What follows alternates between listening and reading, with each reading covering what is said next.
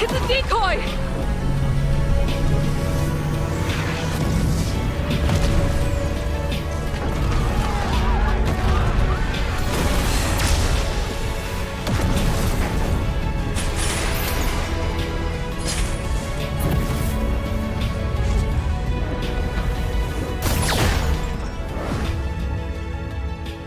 I'm sorry.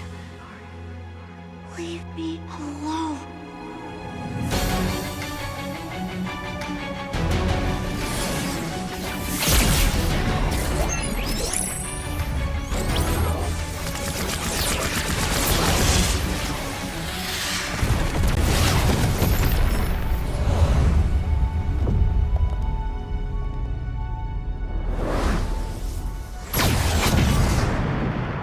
Over here, Ender. Don't let me know where to go. Don't let me know where to go. I wanna find you. I wanna find you. I wanna find you. I wanna find you.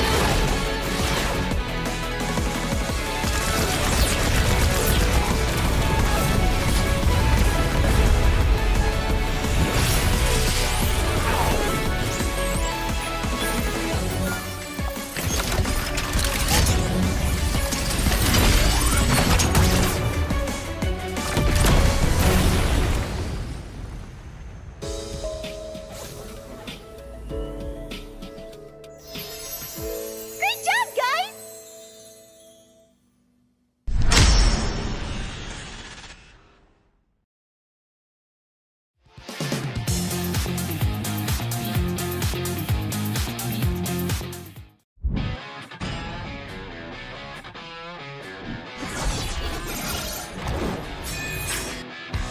Versus satu Skylar can you do it? Dan Albert di sana ternyata harus hilang. Avalanche fight as Loam gets instantly shot down by the Blazing Duet, as well as the Electo final blow. This is going to be easy cleanup for Todak as most of the...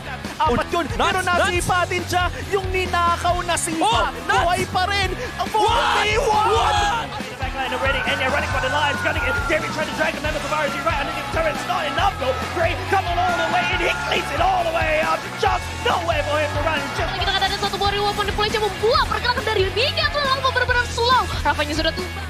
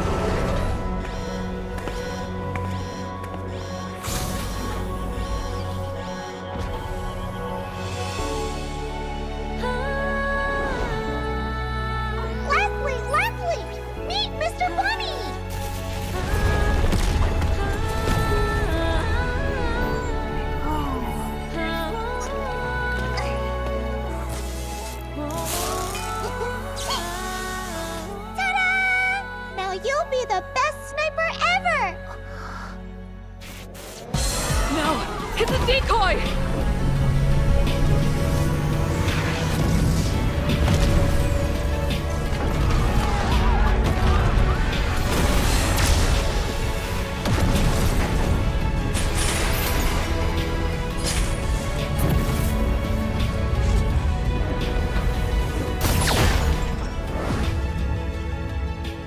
I'm sorry.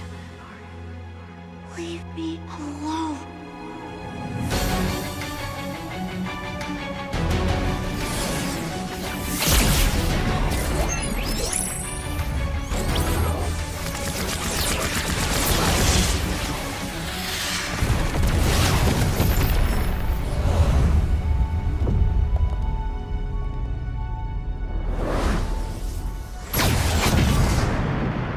Over here, Ender.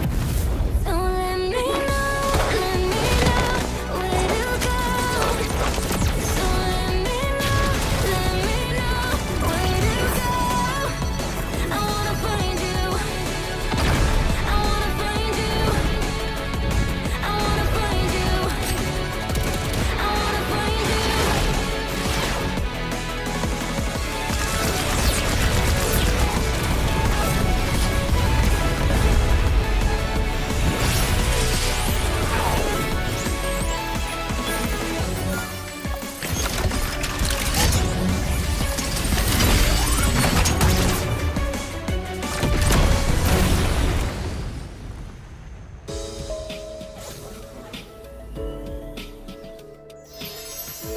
Great job, guys!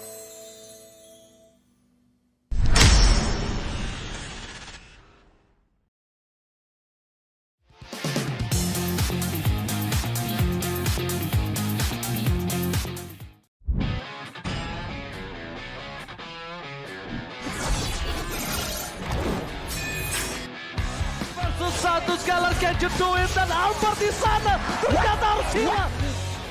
Ledge fight as Long gets instantly shot down by the Blazing Duet, as well as the Electro final blow. This is going to be easy cleanup for Todak as most of the Apat yun, pero nasipa din siya. Yung ninakaw na sipa, buhay pa rin. Ang 41! In the backline already, and they're running for the lives, gunning it. David trying to drag the members of RG right underneath the turret. It's not enough though. Gray coming all the way, and he cleats it all the way up. Just nowhere for him to run. Just Kita akan ada satu warrior manipulasi yang membuat pergerakan dari Mika terlalu benar-benar slow. Rafanya sudah tumbang.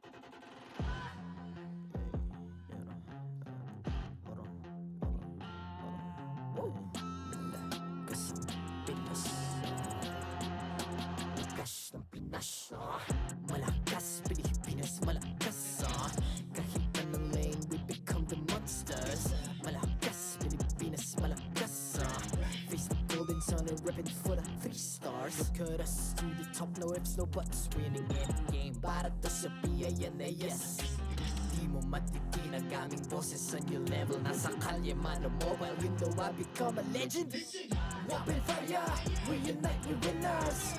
Built with pressure, like diamonds are made of. Switching a lane na parang gera. HP racing, may reset. Built na kitang buhat ni Hilda. Full load SS parang Lyra. Susundan ko ang iyong bakas. Kasama patas. Tagumpay natin to dahil tayo'y malakas. Para sa Pinas. Nasa amin ang alas, hindi to atras. Kinikilala sa taas kasi kami ang malakas. Para sa Pinas. Nasa amin ang alas, hindi to atras. Kinikilala sa taas, ganito kami sa Pinas. Wow! Hold on. Yeah, wala ka sa Pinas. Laging MVP, no surrender, no retreat. Pag nagsama-sama, just imagine what we can achieve. Laging MVP, no surrender, no retreat. Giving 100 all my all, cause we just cannot be defeated. We are unstoppable, immune and invulnerable. Ready ang equipment, lahat frozen, malak crowd control. Pakita ko na jab like pow, beast of the southeast. Takas sa matawa, proud and loud, cause every enemy we devour.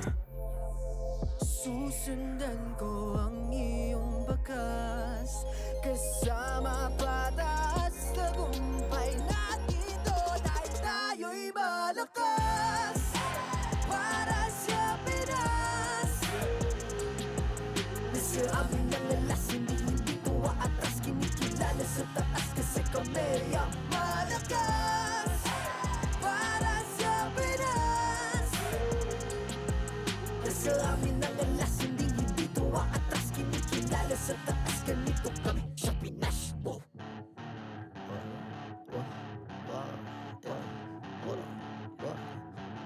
Malakas, Pilipinas, malakas.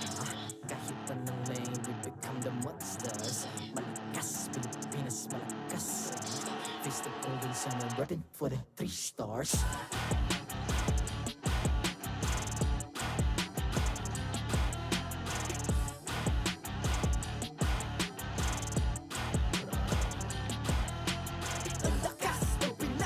Reunite, be the stars. Ang lakas ng Pinas. Reunite, be the stars. Ang lakas ng Pinas. Reunite, be the stars. Ang lakas ng Pinas.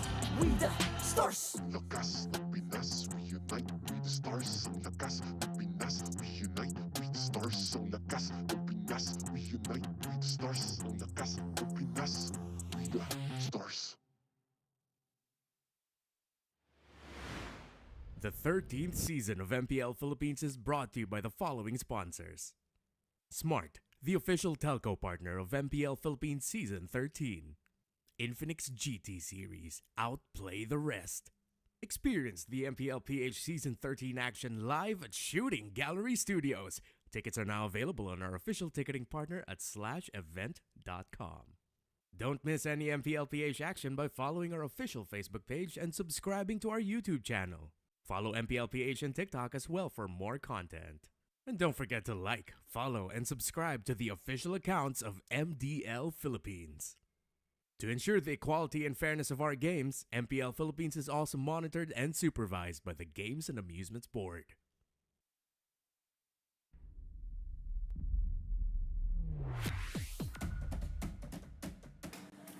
Ano ba?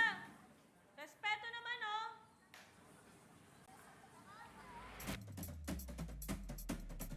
Cut mo na yan! Cut mo na yan! Po, ikakat ko po. Hindi na siya. Cut niya na yung link. Okay po. Sakit! Sakit ba, sir? Hindi, yung MM, sakit. Tower lock! Kuya, kalentong lang. Ha? Nasa QC tayo eh. Slow hands ka naman na po. Pero okay lang yan. Bubuhatin kita. Thank you, Lola! Game! Station po tayo. Okay, double check mo muna mga dala-dalang gamit bago po tayo lumabas.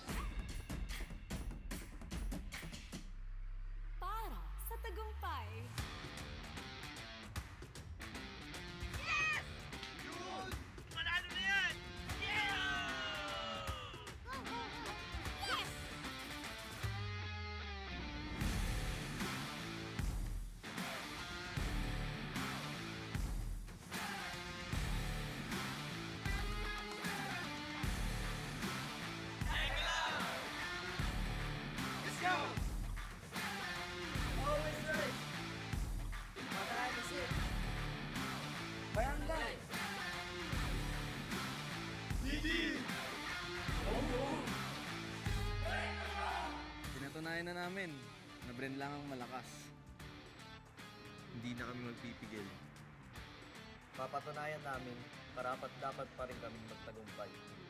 Magbabalik kami sa itaas. Nasa amin na ang lahat ng susi. Kaya rin namin sa pinakamataas na liga ng Mobile Legends.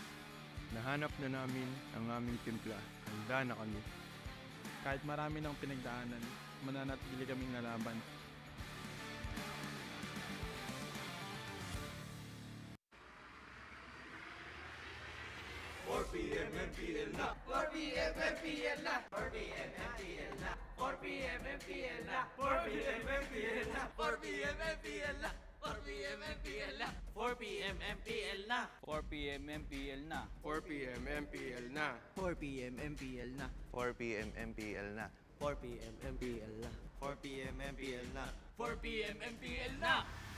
Catch your favorite MPL matches every Friday to Sunday. Only at the MPL Philippines YouTube and TikTok.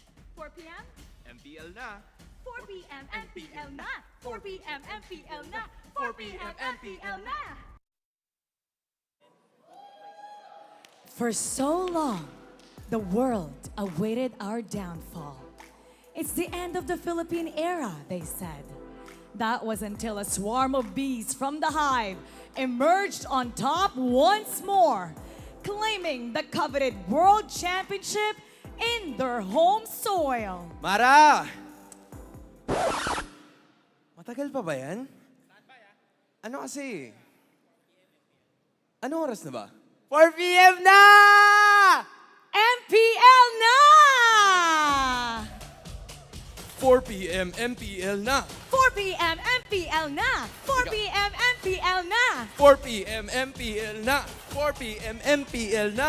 4 p.m. MPL na! 4 p.m. MPL na!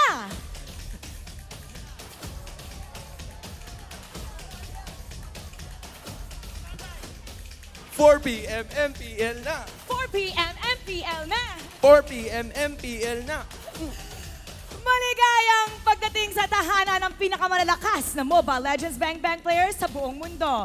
I'm Mara Aquino. And my name is Hans Galeria. And this is MPL Philippines Season 13.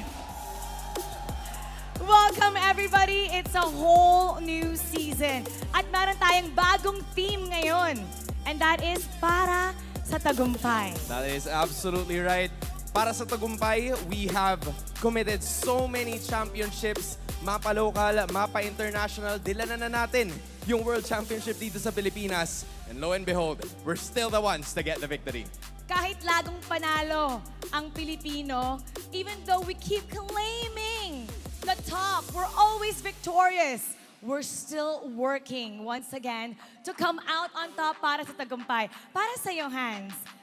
Lalim ng tagumpay. What does tagumpay mean for you? Well, thank you for that beautiful question. Wow. I think na para sa akin, tagumpay is a sensation. It's a feeling. It's a feeling. Of you achieving something and you feel good about it. Na once na, okay, na-accomplish ko yung bagay na yun and I feel good about it. So it's something na for me, tagumpay or victory in English. Sa'yo ba, Mara? What is victory or tagumpay para sa'yo? Tagumpay is not just reaching the final goal. It's not Okay. just reaching your North Star, but how you change, how you improve, and how you influence everything around you along the way until you get to your North Star. I love that. Parang Miss Universe tayo Okay, dito, and I thank you. As in, I thank you. And I thank you. Beautiful. Thank you so much. Now, you know, maraming bago ngayong season. Hindi lang ang ating theme, pero meron din tayong bagong time slot. Oo nga. I mean, I think hindi pa natin na-mention yun kanina. 2 p.m.? 3 p.m.? Oo nga. Ano nga ba? Anong oras? Anong oras? MPL na. So meron tayong bagong time slot every Friday, Saturday, and Sunday, 4 p.m. at rolling schedule na tayo. Yan. Ibig sabihin, Hindi na natin kailangan maghintay ng matagal para sa mga susunod na laban. I'm sure na nabibitin kasi, especially the ones that are watching at home na, ano ba? Mag-almusal tuloy. Maghahapunan ba muna ako? Ganyan. Pero hindi na. This na. time, dire-diretso na ang action. so kapag nagtapos ang ating unang serye in 40 minutes, we just wait a little bit, the next game na. Game na agad. Game na kaagad. At hindi lang yan, meron tayong shoutout natin ang ating art. Itong si Keds at Art Kapitan. Look at Keds that. Art Kapitan Tambay. Napakaganda naman ng comics na kanilang ginagawa. And we'll be having this every week. Parang yung sumigaw ng MPL na yung tinanong ko kanina. Yung kanina. Kamukhang kamukha niya talaga. But again, major love to Ked's Art. And of course, sa ating community who are just showing out. And I am sure that they are ready for the action today. Exactly. And for the fans out there na meron kayong fan art, keep sending it to our group. Malay nyo, ma-feature natin yan. Hindi lang bagong time, meron din tayong bagong format Alright. ngayong season. So, dati, Ano yan? meron tayong 3 points, 2 2 points, points. and 1 point. Yup. Depending how many times you win. Ngayon, basta panalo ka, automatic 3 points agad. 3 points, 3 points is a agad. massive win. Massive yon. Lalo na kung iisipin mo with, the newest point system, gaya na nabanggit mo, 2-0 or 2-1 is okay. Pero may 2 points pa ba? Meron tayong 1 point lang, basta hindi ka Matatalo. matatalo. Basta Or hindi ka mananalo. Basta hindi ka... Basta hindi ka mananalo. Hindi mo mapanalo yung series, pero kuha mo yung isang game. Basta hindi ka ma-sweep. Yup. Ayun. Okay. At ngayon naman, meron din tayong sa regular season, meron din tayong gauntlet format ngayon. Yeah, that's the thing though. Kasi yun yung kinalakihan or yun yung nakasanayan natin na regular season or playoff format. But for now, mas ramdam mo yung advantage of being the first seed, second seed, and third seed. What's the dahil advantage? tatlo na yung papasok sa ating upper bracket. Tatlo na ang upper bracket, hindi dalawa. Hindi na dalawa. Kung matatandaan natin in Season 12, it was just 2 members or 2 teams na pumasok sa ating upper bracket every time. Pero ngayon, tatlo na. And if you're the 5th and the 6th seed, well, you're gonna have to play 2 more matches para maarating dun sa upper bracket. So it's not the best situation. So ngayon, it's gonna be a lot more competitive because all the teams are gonna wanna reach the top 3 to make sure they reach the upper bracket. That's right. Ang daming bago. And it doesn't end there. There's more. Okay. Meron din tayong bagong patch that's happening right now. May new hero tayo. It's going to be playable not until 2 weeks from now. 2 weeks. Here in the MPL. Yup. But I hear the release, bukas na siya for everyone else. For everyone to use it. For everyone to use, you can try it out. The new hero is called Chip, and it is a support tank. Yup. It's a tank support. It's called the Face Technician for a reason, and I can't wait to see kung ano ba yung mga skills na pwede niya ibigay all throughout. Feeling ko, bigyan natin ng clue. Feeling ko, sabi nila, nagta-teleport. Nagte-teleport. Tapos kumakain din ng Chips. chichirya. Kaya Right? Chips ang kanyang pangalan. Okay. Hindi lang yan, meron tayong bagong hero that's gonna be played in 2 weeks here in the MPL. There's also nerfs on meta heroes. There's actually a lot of heroes that you have to take note here. Just like the Paquito and the Irithel, of course, na madalas nating nakikita in terms of the competitive scene. But you can also take note at some of the nerfs that we have to take in motion here. Dahil kung tutuusin, there's Diggy, and most of all, the Nathan na madalas nating makita. But the most important part here is the adjustment para doon sa ating mga marksman. Because for everybody's information, pinasmooth na yung galaw ng marksman. And that is their main strength, to just try to give some space para sa kanilang kalaban at sa kanila nang maka-atake sila ng tuloy-tuloy. But, on the other hand, pinababa naman yung attack speed na makukuha mo dun sa mga items. So how do you think the nerf, the buff, the adjustments on the marksman, how will that change this season? Honestly, for marksman, mas kailangan nila sigurong mag-ingat ng konti. You have to catch first bago ka mahuli. Sino yung pinaka-affected dito na marksman? Well, pinaka-affected for me is probably the Irithel. Kasi gano'n na talaga siya eh, all throughout. Yun na yung uniqueness niya. So parang medyo na bad trip siguro siya na bakit binigay sa lahat ng ibang mga marksman. Oo, yun yung highlight sa kanya eh. But at the same time, if you're taking at the best possible scenario here, it's probably the carry and the Claude because they love to continuously move. Yung mga ganong klase ng basic attacks nila is something that you have to watch out for. I'm actually curious if the teams today will be using Carry and Claude. I know. Speaking of, let's talk about today's schedule. So for today, it's going to be TNC versus Minana. There's a lot of new faces for TNC Minana. And for the second game for today, second series, It's gonna be Blacklist International kontra sa defending champions ng MPL Philippines, AP Bren. Nagtagisa na itong dalawang to nung kamakailan lang na M5 World Championship. A few months from now, I'm excited to see how the progress has been made. na maraming bago this season. Kaya siguradong mas exciting ang ating mga laban. Kaya naman simulan na natin ang bakbakan. It's Minana Evos going up against TNC Pro Team. Casters, Paso. First impressions last. Two teams that have missed out on the playoffs for 3 seasons running look to make one impression, a renewed hope for victory. We welcome you once again to the home of champions, to the season premiere of MPL Philippines Season 13. My name is Reptar, joined here by Rockhard and Leo. Gentlemen, it's been a while. How are you guys feeling? Feeling ecstatic right now here for the MPL Philippines Season 13. We got some new hope, a new hope theme.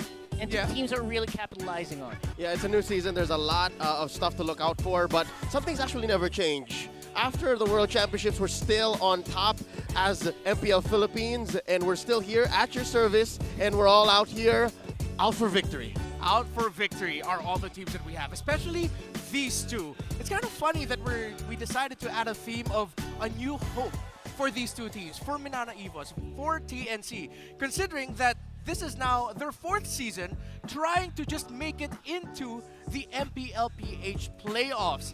The past 2 seasons, Rockhard, 7th and 8th, bottom of the barrel. That's true, especially heartbreaking for TNC, who has tried to stick with a certain roster for a few seasons, and then right now in this season, decided to overhaul it completely. I think that's going to be to their benefit, though. You got to consider TNC have had a tough past couple of years. And now here in Season 13, they've actually done the opposite of insanity. They've totally changed their roster compared to Minana Evos, who kept a few key players. As you see here, I think that's good reason for them to both look at this season with a new hope. Tried and tested is this roster of Minana Evos. Just a quick flashback to what happened last season. There was a 3-way tie of the big question of who will make it into the playoffs. Smart Omega, Onyx Philippines, or Minana Evos. Minana Evos did everything they could. They just needed Onyx to lose their final series. They did not. But the hope comes in the form of players such as the returning Hatred on TNC Pro Team. And as a newer team, you know what? If you hear 1 point away from playoffs, it must be heartbreaking. But imagine Minana was basically a new team, a whole new roster almost, right? So that would be saying something, and that's why probably why they decide to stick with what they have right now. So I don't know if that's going to be the case for TNC as well, though. Again, I can only imagine the kind of pressure on the shoulders of the young J-Lord Gonzalez coming in from his stint with MPL-KH. Imagine joining a team that could not make it through the playoffs for years now, and it's not like he had the greatest of times as an import. He's amongst a batch of homecoming athletes.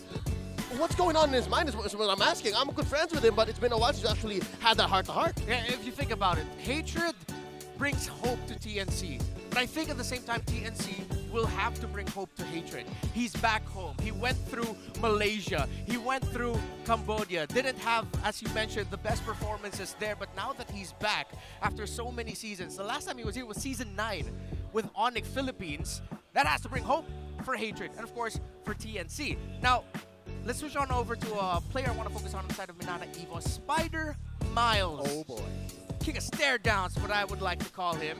What hope did he bring to Minana Evos last season, Rockhard, and why was he such an integral part of that? Well, Spider Miles, I would say a lot of people is looking to this guy as like one of a possible partner or an analog to the Queen, right? And that's something that you have to think about when you look at the hero pool as well. Yeah, he loves those healing utility types of roamers, but we have heard something behind the scenes at it might change a little bit. Let's welcome our marshals, the men who will be officiating this match. You have here Chico, Jeff, Patrick, and Wilbert. Wilbert, you know, he loves him, that Mega Man, and Crash Bandicoot. And now, let's welcome in our teams.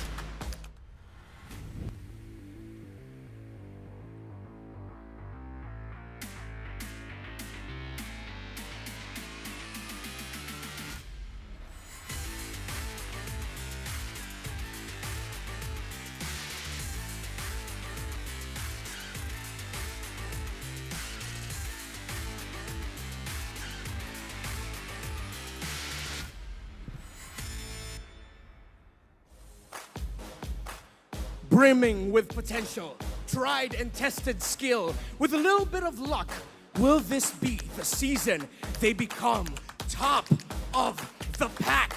Welcome for their first match of Season 13. Roar for Minana Evos!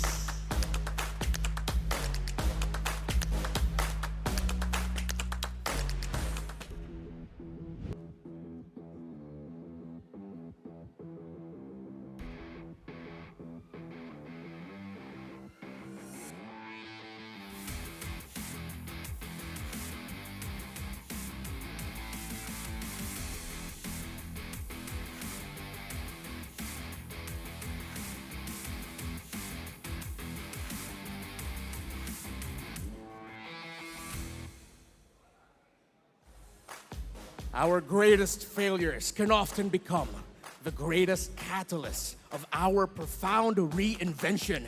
With their freshest roster revamp, can the Phoenix start this war with a victory? Always rise! It's TNC Pro Team!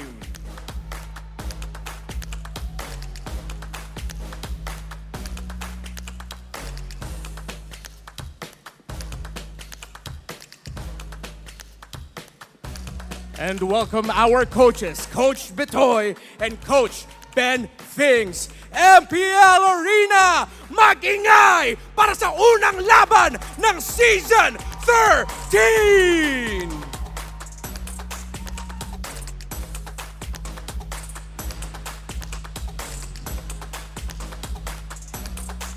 Goosebumps! I now feel what The Rock feels every time he enters an arena. Minana, Evos, Domen, Kaizen, Lancy, Kirk, and Spider Miles. Yeah, they basically retained one, and of course a newbie in the form of Kirk. Kaizen also going to be taking up the mantle of the jungle. Definitely one to look after here, especially since a lot of people have been eyeing this kid for a while now. Kaizen, incredibly impressive last season, made a name for himself. A lot of questions on Kirk. He is the newer member of a tried and tested roster. TNC Pro Team allowed to prove with a revamp. Yasuo, Ryzen, Hatred, Heads, and Nomad.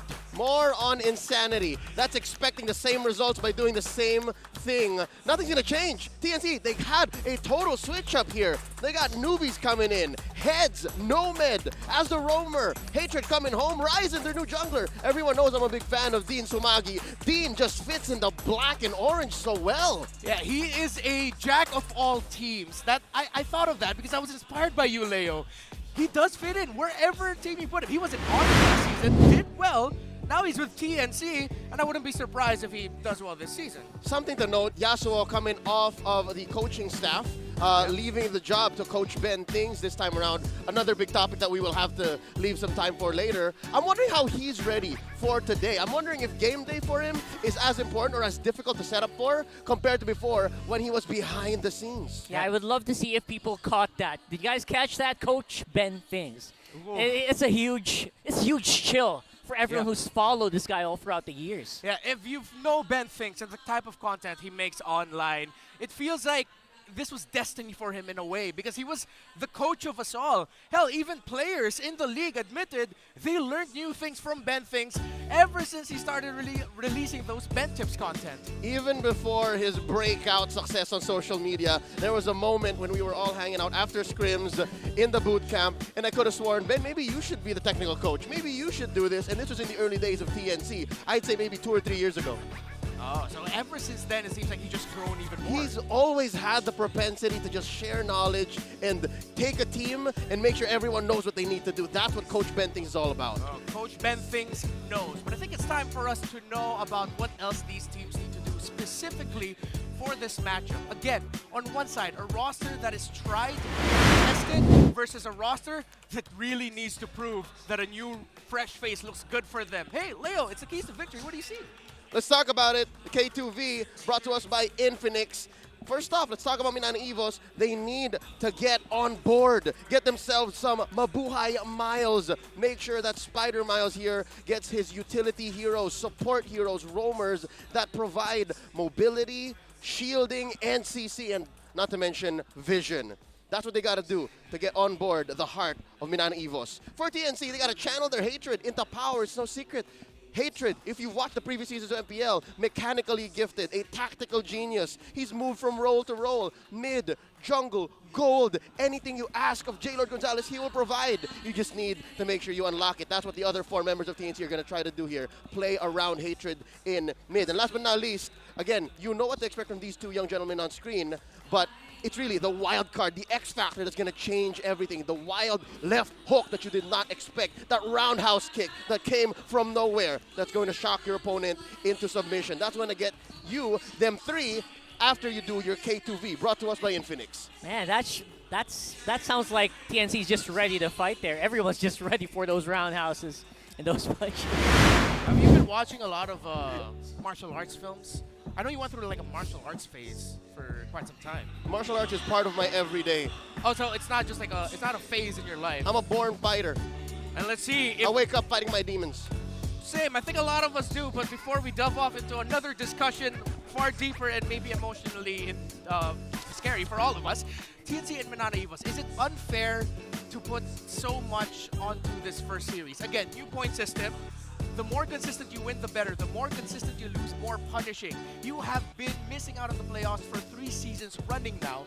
Is it unfair to tell them, hey, this will set the bar for your season, or is that something that you see is like within lines? You know what? If anything, it's actually a bit better for these very scrappy teams. They don't always come out with the 2-0s, but they always love to fight it out, even in the previous seasons. They love to go to those 2-1s. And if you go with a 2-1 victory, no matter how the first game ends up, you're going to come out on top. All right, I hate to throw it back to martial arts references, but yeah, no, in addition to your striking, to your grappling, to your offense, you got to work on your endurance, your cardio, and that's going to be more important now that you're playing with 2 key players in addition to Miles and Hatred. You're looking at Kirk, the new element in Minana Evos, their XP laner, and I was going to say Heads because he was also prior the new guy on the team, but now check this out, the roamer, also very new. It's Nomad. How's that going to work out? Yeah, a big question on that young man, because as far as we've known, Nomad made a name for himself in the Philippine amateur scene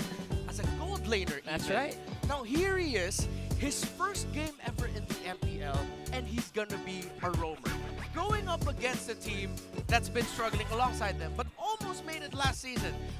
To me, Rockhard, you've been here way longer than all of us, ever since season 1. That's a lot of pressure, right? That is. It's not a joke to swap out lanes. I mean, swapping out your roles is one thing, but you know, it's completely polar roles. One who takes all the gold and one who does not take any at all.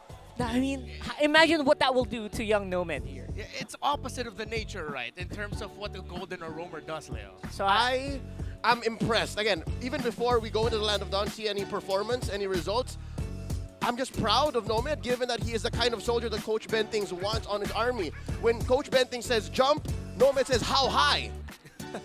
Well, let's see if that's going to be the case here. And again, another factor for TNC Pro Team is Coach Ben thinks. And yes, we're talking a little bit more about TNC Pro Team here is because for Minana Evos, you know what they can bring to the table. Yes, there's always a new air of mystery every season with the picks, how you play. But with 4 out of 5 of their shining roster last season that ended the season on a high note, against a pretty fresh roster, yeah, we do have to talk more about TNC so people try to understand, and even us here on the desk try to understand TNC more. Let's reel it back now to Minana Evos. We gotta talk, I wanna talk about Domeng and his uncanny ability to just find gold everywhere on the map. I mean, that's just a skill, right? That's just a skill that I think has been valued so much in this guy. Doming is a very, I feel like it's a very endearing person in the team. And he's just been picked up over so many other people for Minana. And he's been retained here for a good reason as well. Yeah, no, again, it's smart to keep a talent like Doming on a roster that is in flux. I'm just happy that he's here starting out. Because again, they're going to have to go with engines rolling. Yeah. Speaking of Minana Evos, we're going to hear from a key member, one of the stars of that team. Spider Miles. Let's get into his head heading into Season 13. Pagiging kalmado ko kahit anong mangyari sa in-game. Kahit nalulugi na kami, kalmado pa rin ako. Hindi ako natitilt. Ako yung nag-cheer up sa team namin kahit patalo na kami. Natutunan ko last season is yung sa playstyle, kailangan namin maging aggressive kasi napapansin ko ang passive namin maglaro eh. So yung inad namin sa team composition namin maging aggressive. All right, so he mentioned there the addition of aggression. They added more aggressive heroes for their hero pool. So it's not just going to be like a utility Spider Miles that we might expect. Maybe he's going to scratch more, as a Minana player should. Maybe. I'd like to think you evolve. In addition to how TNC changed their roster, as Minana Evos, maybe they don't want to change their roster too much again. It's 4 out of the 5 from last season that worked, right? I mean, the roster that we think for them worked. Maybe as an individual, you grow your hero pool. Yeah. And to be fair, like one of the things that we mentioned about Minana Evos was that they were starting to get a little bit predictable, although more refined last season. You knew what kind of heroes they wanted to play, what kind of playstyle that they wanted to do, but it was getting easier to predict their drafts, their movements. Now heading into the new season, going up against a fresher TNC Pro team, then yeah, it makes sense that they added newer hero pools. Like, are we going to see Spider Miles rock out like more Kufros, Chones? Maybe last season it was a question of whether or not they were going to be more confident enough to pull off these picks. Maybe this time around he's ready. We had a long time before the season started. Well, to be fair, the aforementioned heroes aren't as hot in the metagame. Speaking of, I'm expecting an Arlott, I'm expecting a Tigreal. Those are the new heroes that we can expect the kind of player like Spider Mouse to pick up to make sense to, you know, bridge that gap between utility roam and tank roam. That's gotta what helps Minana Evos get there. Yeah, so now we know what Minana Evos asks for Spider Miles. He admitted it. He wants more aggression out of the young man. Now I wonder then what TNC, knowing that they're not going into this with their previously announced roamer captain in Super Yoshi, they're going in this with Nomad and Hatred. Now with Hatred being the hope of TNC, how is he going to evolve his game coming back to the Philippines? Well, you have to remember, it's not a completely different TNC. We still have a lot of people in the back end that's still there. Benfings, Goyo. So there's still some TNC there that might be remnant, that might do good for them. All right, something to consider. Ryzen is a role player. He's not the kind of player that I'd say, Kyrie is, not the kind of jungler that, say, maybe Jelly Boy is, right? He's more of a, dare I say, wise, dare I say, a Carl TZ nowadays that likes the Fredrin, that likes the Akai. Modern day Carl. Exactly. Compare that to your gold laner, Yasuo, who we haven't seen in a while. Hell, I don't know how to read him. Again, coming from his coaching stint last season. Now, in the very same building, he's back in the gold lane. Remember what he did, like, I think 2 seasons ago? Oh, yeah, I remember. In this very building. Right about there. Right about there. He played Z-Long. In the gold. And almost won. Almost. So again, very hard to read. Very hard to read. So where does that leave TNC's core now? Where does that leave TNC's damage source? Or again, just main way of winning team fights? From the mid lane. That's what I expect from Hatred. Yeah, let's see if Hatred can step up. I'm glad that we mentioned here the element of surprise, because I want to visit our friends over in MPL Philippines. There was a game there between TNC's MPL team and RSG's MPL team, where the TNC MPL team played 3 games with fighter gold laners. Now, I'm not saying that's what's going to happen here, but what if that's what TNC can bring to the table? You know, tried and tested, proven Minana Evos with them saying we're going to be more aggressive. What if TNC's what the heck are we supposed to expect from them factor is actually their strengths. Is that possible? Do you remember anything like that from the history of our league? Well, something similarly. A lot of teams would start off with a nothing to lose mindset. I'd throw everything right there and maybe just build up from there. Throw in a gold lane Harif, that's pretty fun, right? Throw in the gold lane Zilong, that's going to be maybe on the other end of the spectrum. But, of course, I think Nana's going to be great. Yeah. No matter what. Nana on Hatred. Nana on Hatred. It's okay. I think I can jive with that. But mind you, when that gold lane Zilong came out, it was season 11, week 2. So yeah, you're right. I agree with you, gentlemen, that it's gonna have to happen sooner than later if they are gonna try things like that. Because again, we already have Yasuo playing. We didn't expect that going into the preseason. Yeah, that's true. So I think now we have to discuss the elephant in the room, which is based on everything that we talked about. We know in MPL Philippines, stability has always been one of the common factors of winning teams, of successful teams. TNC Pro Team, it seems like already from day one, the first day of MPL Philippines Season 13, they are now sort of the underdogs, is the best way to paint it. They're going into this with a lot of people saying Minana Evos is probably going to take this cake. Well, to be fair, they have accepted that to them from a few times that I have talked to them. And again, there's just nowhere else to go for this team but up. Okay, so talking about brass tacks here, literally what they need to do, maybe Coach Ben thinks has to make like Leonidas of Sparta. They have to, get these neon tigers. Are they still neon tigers? Kind of purple. And then get them into a corridor where in their type of combat reigns supreme, like the Battle of Thermopylae, and then trap them there. So that's where the draft will come into play. Maybe they know that Spider-Man has been playing a certain kind of role, and then they deny that kind of play style, and then capitalize on what trumps what's left. Yeah, to be fair, to make that work, they need to know first what kind of game do they actually know how to play. Well, that too. That too. Know that if they can play with a phalanx, if they can play with a sword and a shield, if they can play with that weird weapon you see old gladiators use in those books. The Gladius. There you go. Wow. I finally got to contribute to the discussion. There you go. I was trying to find an in there. It's like, I'm only remembering the Trojan War, Gladius. There we go. But I like that idea. TNC, if they want to come out of this on top, they need to pinch Minana Evos where it hurts.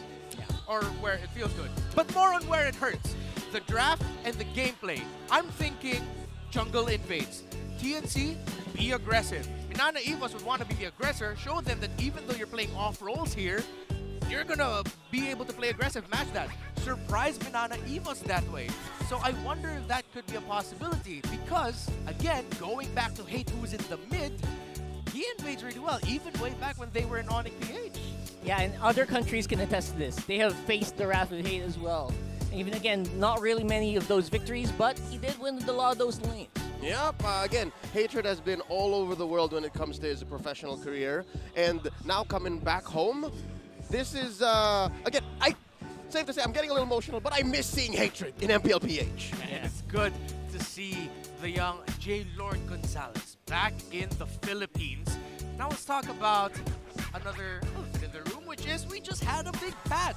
Pretty big one at that, because mainly of the changes to our gold laners, our marksmen. Rockhard, you are the resident gold laner in this desk. What's the biggest change there? Well, because of that, a lot of teams will literally come out guns a-blazing because they'll be using a lot of guns. They'll be using a lot of bows, and they'll be losing a lot of spinning light wheels. So yeah, for sure. Expect Harry, Claude, and maybe some players like Ixia and Beatrix to maybe come out here, and on top with removing the attack speed cap, or putting it from 4 to 5, which is, it sounds small, but boy oh boy, if you know what you're talking about here, if you know how to play marksman, you know that's big. And maximum it's attack speed. To talk about how these marksmen are making impact when Harith is making a comeback. Not just because of the MDL's global ban system where you really have to dig deep. This time around, Harith comes out even if it's not global ban. So I want to see that kind of dynamic. I want to see that interaction. And you know what I want to see, and what I love absolutely the most about our league, when we're here in MPL Philippines, in the professional scene, the home of champions, is the chess match that is the draft. We've discussed some picks on the gold lane. Leo, I want you to take the first cake here. Where are we in the meta generally when it comes to priorities? Give me one thing you like to focus on. I'll give you 3. All That's right, just the kind let's of go for guy it. I am. All Number right, one, thank you have to have reliable damage. Yes. It has to be damage that's present where it matters, damage that can scale, and damage that covers the type of defense that your opponent will be finding difficult to defend from. So again, whether that be magic, whether that be physical, true, if you can build that kind, again, watch out for Leslie. Leslie might play a key role in the coming weeks. Sure. Also, re-engage. I want to see some re-engage. Mobility and vision. I'll put those two into one category. Re-engage. That's why Matilda is so good right now. And lastly, CC. You have to create a box, but also be capable of ending said box or penetrating your opponent's zoning. Check it out. There's the Matilda. There's a solid damage from the Joy and the Fanny. Mobility for the ladder. And, of course, the Claude. We talked about marksman. Big patch. Where's Carry? It's always been Claude, Carry. Carry, Claude. That's true. So right now, what we talked about in the locker room, I love that that actually happened here. Joy definitely not going to be seeing the light of day. Same with Nolan. Was about to say Nolan. You guys are talking about this. And I love that we are actually still pretty much here on the cover. But yeah, where's the carry? Maybe left out on the field because right now Matilda not going to be available for Spider Miles. Yeah. And what I'm seeing here is that Minana Evos is taking away those potential aggressors. We suggested TNC think about aggression. Minana Evos are taking away 3 of the most aggressive junglers you can put in that role, which I'm thinking Minana Evos might be going for a backline heavy composition. Thank you so much. It's the first day of the season, folks, and it's been a while since we've been on the desk. TC Pro Team, and I believe their last ban was an Angela? That's Novaria. Novaria. Yes, TNC does ban the Angela as their last one, and that gives Minana Evos, Coach Bitoy, the Novaria. When you do swing back, you could expect the Guinevere to come up, the last of the Jungle Trinity, at least for the current metagame. You can also expect the likes of Minotaur. There you go. Again, solid roamer. But I'm wondering why Arlott isn't as big of a priority. Yeah. All right. There's the carry that you were looking for earlier, early, Leo. yeah. So far we've seen what we've discussed. It's going to be a backline heavy composition. There he is. The Minotaur, they're taking away comfort from Spider Miles in terms of the setup and the heals. There's the Arlott you were looking for also. And I believe the last pick on this first phase on the blue side, still some priorities up. I wonder if they're going to be considering picking up something. I was going to say Guinevere, but it's the Fredrin. Okay, so that's a swerve for Minana Evos. Again, they have their CC, they have their vision. There's something I didn't mention that comes up often in drafts is peel. And there you go immediately. I doubt that this Fredrin's going to go into the XP lane. I don't know if Kirk is built that way. But can confirm this might really be like 9 out of 10 times the jungler. That's a closing pick for TNC. The Baksha going into the hands of Ryzen. We've seen him do that over the past few years. This is one of the known factors here. I think this is what they were trying to do. They're trying to play with what they know. And what they know is, you know what, Ryzen all throughout, even from his Smart Omega, knows how to play the zero. If there is something I'm going to say about TNC's lineup, though, right now, first half, 3 picks. It's a very slow type of team fight. You have to let it cook. You have to make sure that your opponent walks into your box because the re-engage on this is, right now, I got to say, it's miserable. If you miss the jump with the Baksha and you miss the ult off of the Minotaur, I don't know where else you're going to find the damage. You still have mid. So, again, maybe that's where Hatred comes in. We were talking about it this whole time. I'm expecting a lot of tanky presence here for TNC. Both teams, it looks like they're going to be going for backline heavy compositions. A lot of reliance on protecting your mage and your marksman to be able to freely hit. Rockard, what else do you see in this draft? I'm looking for a Lilia here for Hatred because they already built up a really danky, beefy front line. Make that initial engage count, but if you can't, blow them up with bombs. And that is a great pickup. We learned in the last few weeks of MPL Philippines Season 12 and well, lately out with all the tournaments, that Lilia is a fantastic pick in the mid lane when you're up against what we call the slow front-to-back compositions. Leo, second phase of the draft is up, and Paquito was taken out here. What's next for TNC? Yep, very well caught out there by Coach Bitoy because, again, Paquito recently got buffed. Again, very strong in the early game now. Mid lane and XP lane left out here for TNC. I will double down on said Lilia. It's the right amount of damage, the right amount of rotational speed, and the right amount of mechanics. It's weird that this little magical girl who hates the Monian Empire is actually a very mechanically demanding hero. You have to know exactly when to purify when it comes up, when to use and overcommit on your glooms and your shadow energies. I'm with it. I don't know. Am I getting tunnel vision? I'm going to double down on that one because they made it so much easier to actually use her mechanics-wise. They removed the reset mechanic with the blooms, but they made the cooldown just so ridiculously low. And there's no rush. Again, there's already a mid laner for Minana Evos, so instead they secure their XP laner first, given that the Arlo might actually still be an XP laner too. So they're kind of respecting the flex here. Yeah, a lot of flexibility because now with the Terizla shown up, Minana Evos, I feel like they have to match the clear speed of one Terizla. And the picks of TNC tell me they don't want anyone who can easily break formations. If ever that Arlon is going to go into the roam, I'd want to see Minana Evos pick up something in the EXP lane like a Yuzhong, Lapu, who can quickly break formations and dive into the back line. Yeah, it's funny. It looks almost like a phalanx kind of thing that they're trying to go here with TNC, right? Because they're going to hold steady. They're going to hold that front line strong and let that carry do his thing from the back. Oh, right. I hate how we kept on shooing it in that, hey, Miles might pick up a new hero. Miles might pick up a new hero. Nah. The heart of Minana Evos. Here we go. Mabuhay Miles coming at you. It's the Rafaela. And that is honestly a good-looking lineup. I'm not surprised that it is the Rafaela and then Clint. Again, backline heavy for Minana Evos. TNC. And that's exactly what you want against a lineup that is, again, slow front to back. Right? You want to burst them down, get rid of the peel, or even maybe get a pot shot at the back line if you find it free. Maybe shock the Lilia, because the Lilia still looks good now. You put a Durance on that. It's perfect. And you make the opponents regret picking up sustain. What was that? I don't recognize. Oh! That real? That is. That real? It's not too far from the apple doesn't fall far from the tree. Like, this is very J-Lord. This is very hatred. And I'm wondering what words Coach Imba DJ is muttering to Coach Bitoy.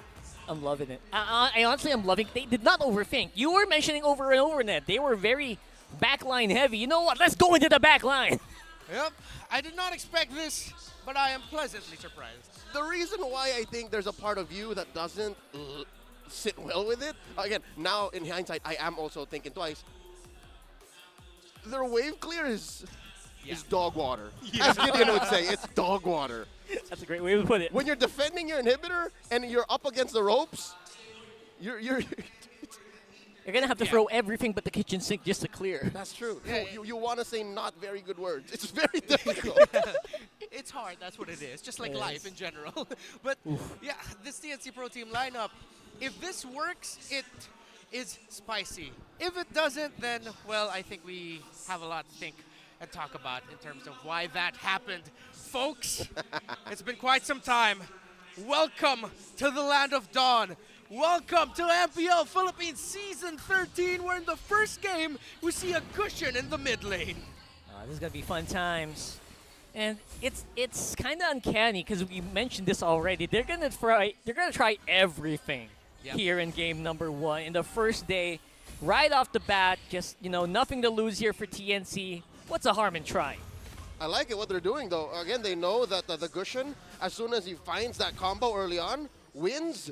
But Little Wonder Battle going over to Minana Evos. Let's put the emblems. Again, this Gushin is rocking penetration, the Wilderness Blessing, and the Lethal Ignition. So, he definitely wants to win that matchup. Wants to get one sword spike in and then make Lancey regret. Make Lancey wish it was 10 minutes later. Wants to move really quickly and then get those spikes in and get out. Yeah, and when you think about it, this channels back to the history of hatred, really, as starting off as a jungler for Execration, eventually becoming a mid laner. Now he's flexing what he brings to the table for TNC. If you want me to be more of a backline mage, I can do that. I've got into the World Championship Grand Finals as that, but I can also play assassins, play aggressive. Ooh, guns are blazing here for Doming. Do you see that? How smooth these auto attacks are really sinking their teeth in.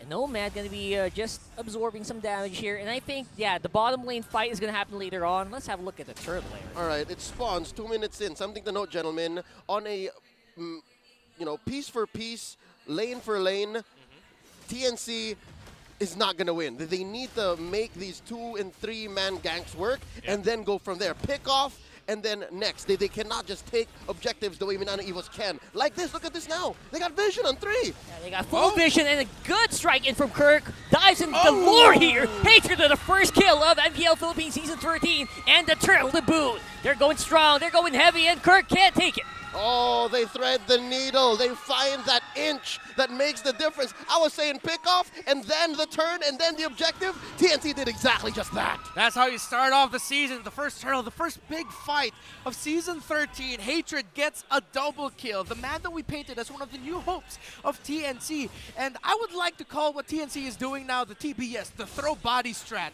Because that literally was just them throwing bodies at Minana Evos. And what makes it so lethal is as you throw bodies, there's that little needle in the haystack. It's enough to incapacitate one, and then you go from there. You win by numbers, and that's exactly what they did. Their life bars were just but under a half compared to Minana Evos, and again, you had the holy healing to boot. But when you pick off one already immediately, the numbers go up against you, and the numbers don't lie. Yeah, that's TNC knowing exactly where Minana hurts. Their front line is something that you can kind of just bypass, and once you go through that initial final slash, it looks pretty good for them. Uh-oh. Bottom lane. He's in. Trying to see if he can get some hits on the Yasuo. Nomad there for the backup as well. Domang just trying, you know what? He's trying to capitalize as much on his range, but he's not getting as many hits as he can. Yeah, and I think at some point now, Minana Evos are going to decide whether or not they're going to commit for turtles or really just do everything they can to make sure Doming can get to scale fast. By the way, this is the 1,874th game of MPL PH. Oh, thank you for victory. Thank you for that. That's a lot of victories, Reigns. And also L's. And again, that's how you learn, right? That's how you grow. And that's how TNC has got here. They know that they were going to face down an L if they don't try something new. And here, they're throwing bodies, looking for pickoffs, 3-0 already. Wow. Going for Grand Theft Purple. I think Ryzen's threatening to steal. He's trying to force Kaizen to use the retry. Kaizen does not budge. As we set up for the turtle, this is what is expected of lineups that have tankier jungler and roamers compared to the other team. They will invade. They will set the tempo like this. So again, the question is, when will Minana Evos commit to helping Doming instead? Because they're clearly going to lose the major objective battles, Rockhard. Yeah, that's right. They got great ways to get some vision in, but there's not much they can do about it. Right now, Ryzen, he's doing something about it. With Spider Miles, gonna be put up very low. Domeng stuck under the turret here. Not really much he can do when Yasuo close by. They might just try to go for the turret. I appreciate this rotation from TNC. This allows for them to buy space for Yasuo. And oh wait, fight in mid! Oh, beautiful fight here. Heads could go down, and I think he will. Kirk making What? it so hard though! What was that? That's the BOS, man. That's the BOS. The body of Smith, keeping heads alive. Plus the built-in spell vamp from his custom emblem, the fighter emblem. And that's it. He was just swinging around. I love how it just perfectly landed. The penalty zone. Like, all right, I just need this much life, and then we go. Oh my goodness. Heads, the former XP laner of Euphoria Esports in the MDL in the Philippines, a champion in his own right, in another major international tournament for amateur teams. As we look at the items, anything standing out? What's standing out to me is the fact that he did that while still having enough money to buy that casual Fury Hammer. He had enough money to build CC prevention boots, tough boots, and then the dominance ice. I mean, maybe the ice was built after that, but still, this is an economical advantage TNC's playing with. Did he steal? Yeah, he did. Grand Theft Purple! 4K the boot as well on the goal. That is just looking stonks all over for TNC. Plus, they're also camping up close onto these bushes. Feels so easy for them to take these objectives right now. If they try to go for a contest on the turtle, they could hurt on top. If you love the history of our great league here, seeing Hatred bring up an It's Onic Time sticker, feels good to see him back. Doesn't feel good for Minana Evos though, as TNC, it looks like they're going to be able to get this third turtle without a problem unless Minana Evos have a death wish, because it's way too risky. Yeah, they're building up the pressure. Oh! Oh! I spoke too soon! I spoke too soon! Okay, Lancey, you've shut me up! All right. That was as good as it gets here as well. Totally forgot my train of thought. Lancey just from out of nowhere. That was insane. That's a precise kill, is what they call it in the business. It was. Oh, yeah. It's a precise kill. Yeah. If only there was a precise kill notification for a turtle, right? Yeah, that's beautiful. Yeah, precise kill on the turtle. Lancey just gave me the look and nod of approval. Reptar, you can talk now after doubting me. Sorry, Lancey, but let's see how much did that do for Minana Evos' ability to come back here, because TNC is still in control, Rockhard. Yeah, they're not done yet. That's what Minana Evos is trying to do here. And now, obviously, they will still keep that turret. And the next Lord is very far away. All right. About 8 minutes in, I think Minana Evos has an overload on vision. Yes. We're looking at a lineup that definitely knows what's coming up, but with very little anything to do when it does come up, especially with the lineup TNC has been able to draft. Yes. And the one glaring weakness at TNC that we pointed out was their wave clear or their map control. Again, you're seeing that in top lane. They were taken down tier 1, but that's about it. They'll not have to worry about it up until maybe Minana Evos is able to stabilize. I'm giving Minana Evos until maybe the 11th minute mark. If they don't fix anything, or if at least they're alive up to that second Lord, then maybe, just maybe, they can come out of this and come back. Yeah, that's essentially all they have to do, man. As long as Doming's alive down there, or right now, in this case, in the middle, they're fine. As long as he's flashing those stickers, they should feel good. But right now, will they feel good once Hatred gets into these positions where he can make an assassination happen, which has not happened in the past few minutes? Yeah, TNC Pro Team still in control. And again, I thought going into this, they'd be the underdogs, but they're proving everyone wrong here.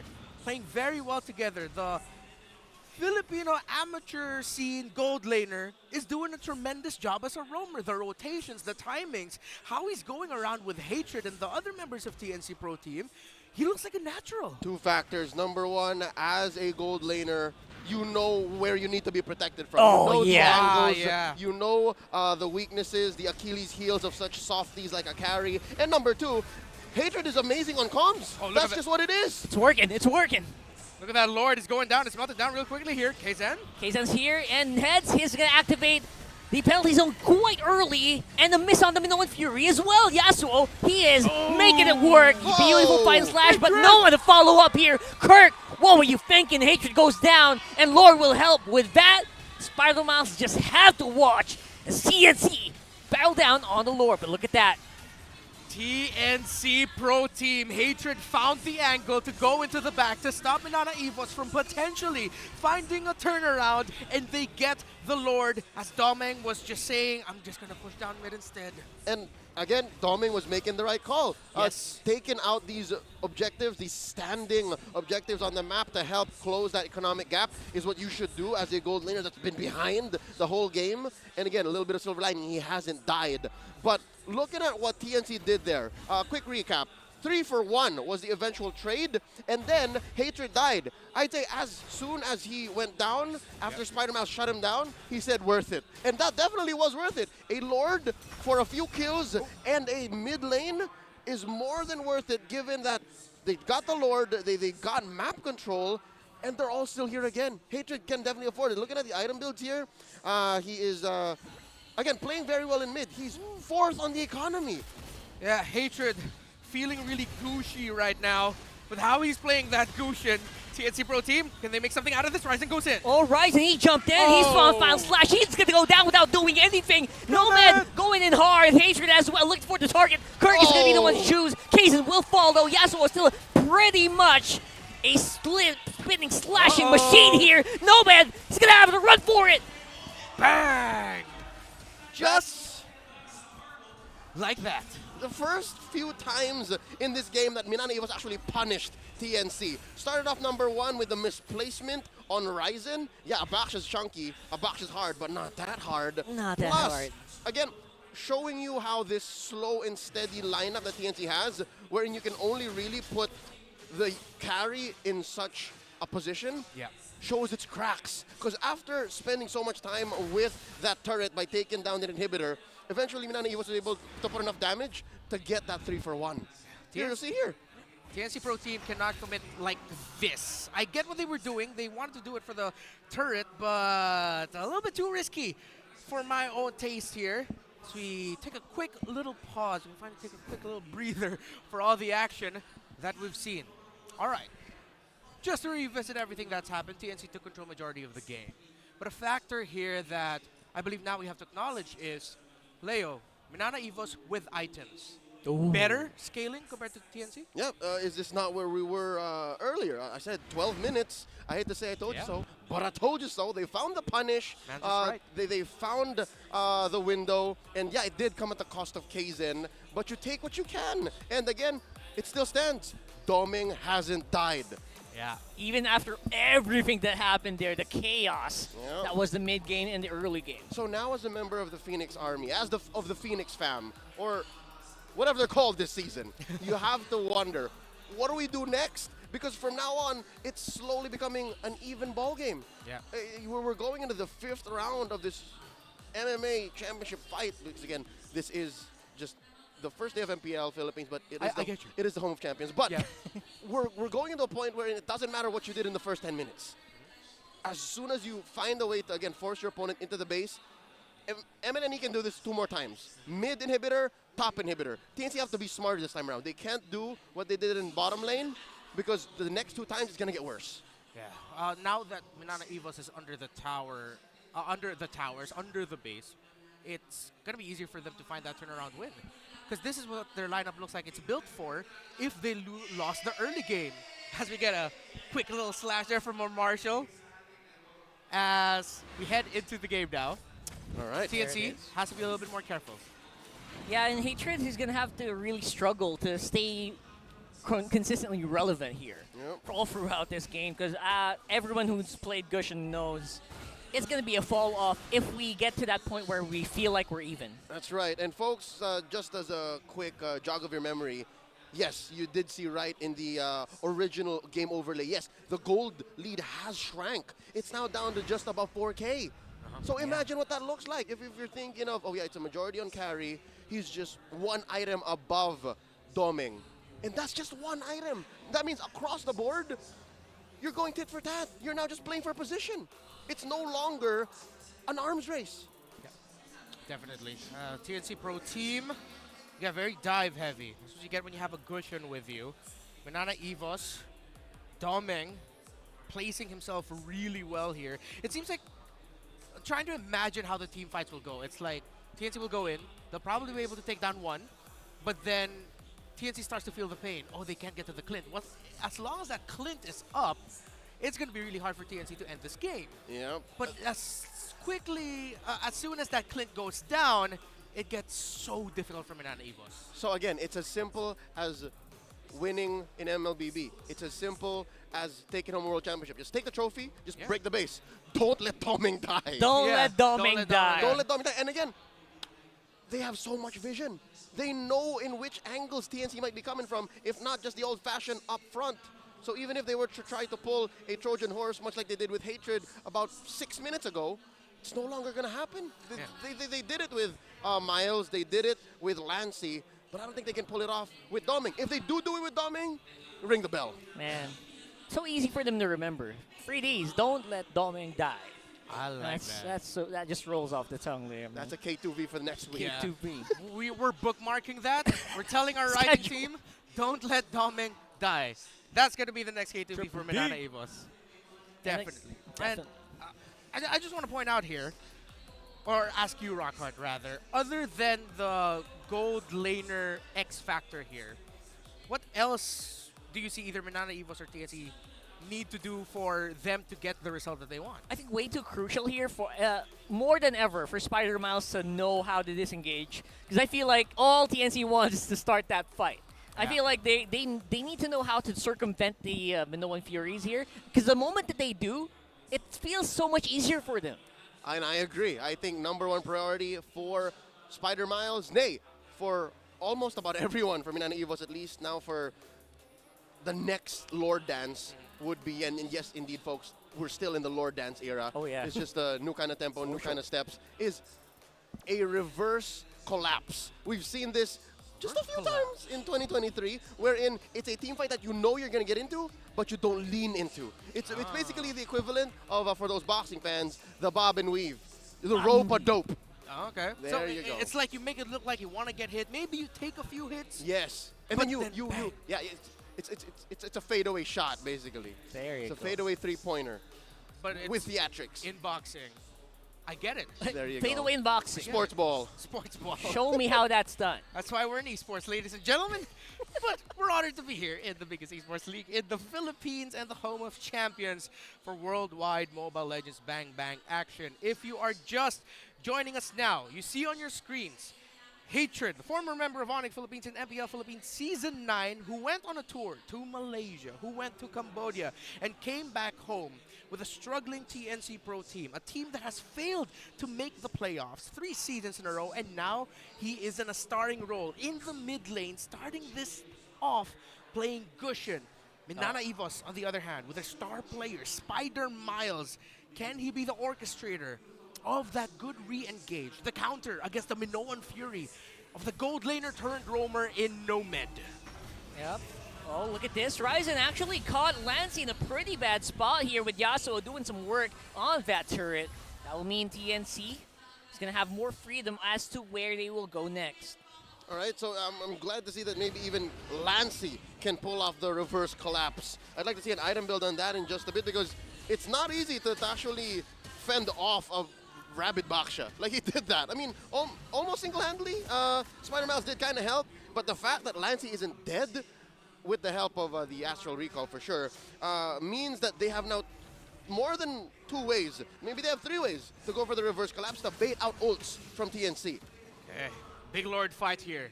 Could determine who will control or maybe even potentially win the game. Nana Evo's trying to find that good positioning. Gotta watch out for Lancey, who was able to steal Turtle earlier. It's down to almost 40% here, Rockhart. I love this. I love Hatred's positioning right now, looking for a key target. Obviously, it's going to be maybe Doming, but he's going to be fine with Kirk maybe, or Spider Miles. Hatred still not pulling the trigger here. Lord's staying very low, and there you go. Heads go straight in. They take out the jungler, and that should be good for everything here for TNC. Amazing. Christian Morada, heads coming in with the flicker penalty zone to shock Minana Evos. Again, they were setting up the reverse collapse, but you ain't gonna reverse collapse if you're all knocked up. Heads telling Minana Evos, can you dig it with the 5-man penalty zone? Over and over again so far. It looks like he can do no wrong. Feels What a so way good. to make a debut in MPL Philippines here, Rockhart. Oh, look at this. Ooh. Ah, that was so good. That was a 4-man. Technically 4-man. It was but 4. Kaizen was already in too deep. Yeah. If only he had his way. So, again, amazing work from TNC. And did you see that? They were set up in this small Cyclone Eye corridor. What did we say earlier? The Battle of Thermopylae! Oh, there it is. Pinch them in the tight spots where it hurts. Predicted Literally. perfectly. But now can TNC end the game here? Yeah, that's going to be a big question here. Obviously not going to be enough. Is this Lord? It's pretty early on, and these Lords are quite fragile here, but it maybe depends on who White slip up here. Kaizen, oh, beautiful! Yasuo! That's all they need to do. Nomad's down. He's going to use the flicker, but he will still fall. What did we say about the punish in mid being worse, gentlemen? Earlier, it was a 3-for-1. Sure, you got something from Minana Evos. Now it's a 2-for-none. 15 minutes in. Minana Evos. Never really tell. The 2 EXP laners. Earlier it was Heads. Now it was Kirk telling the members of TNC, I'm going to beam you up back to your base. And now Minana Evos have pushed forward in the best looking position they've been all game so far. This is the furthest Minana Evos has gone through the map in all 16 minutes all of game long. 1. Yeah. I bet the moment they crossed the river, it was like, oh, this is what it feels like here. Oh, look, it's greener here. It's kind of greener here. That was there this whole time. All right, check out the items here. All right, so again, it was all off of the Astral Recall and the heals, because Lancey's playing with all firepower. He just needs one more core item, and I'm guessing that could be a Holy Crystal, that could be a Durant if he's had enough of heads and Nomad, yeah. But looking at Doming as well, also just short of one more. Guessing this might be a DHS. Look at all the HPs playing off of TNC. This is going to be so good, and we'll definitely see what this almost uncapped attack speed looks like on some of these marksmen. And maybe we'll see who actually deserves that spotlight in the marksman role. Interestingly enough, none of that matters for Minana Evos, at least this lineup they have. Oh yeah, with this one. Yeah, so again, they're playing off meta. They're not using what changed in the game, and they're playing with what they know, what works. Yeah. And I'm not going to knock it. It's a safe way to approach a new season. New way to play the game, just reinventing or refining rather what you already know. And so far it's working out well for them because they're up against a team who still maybe have some kinks in their communication when it comes to aggression. Let's see. Flying out. Rising got the info. And you know what they know? As long as Doming doesn't die, they're good. Yeah. That's what they know. And Evos.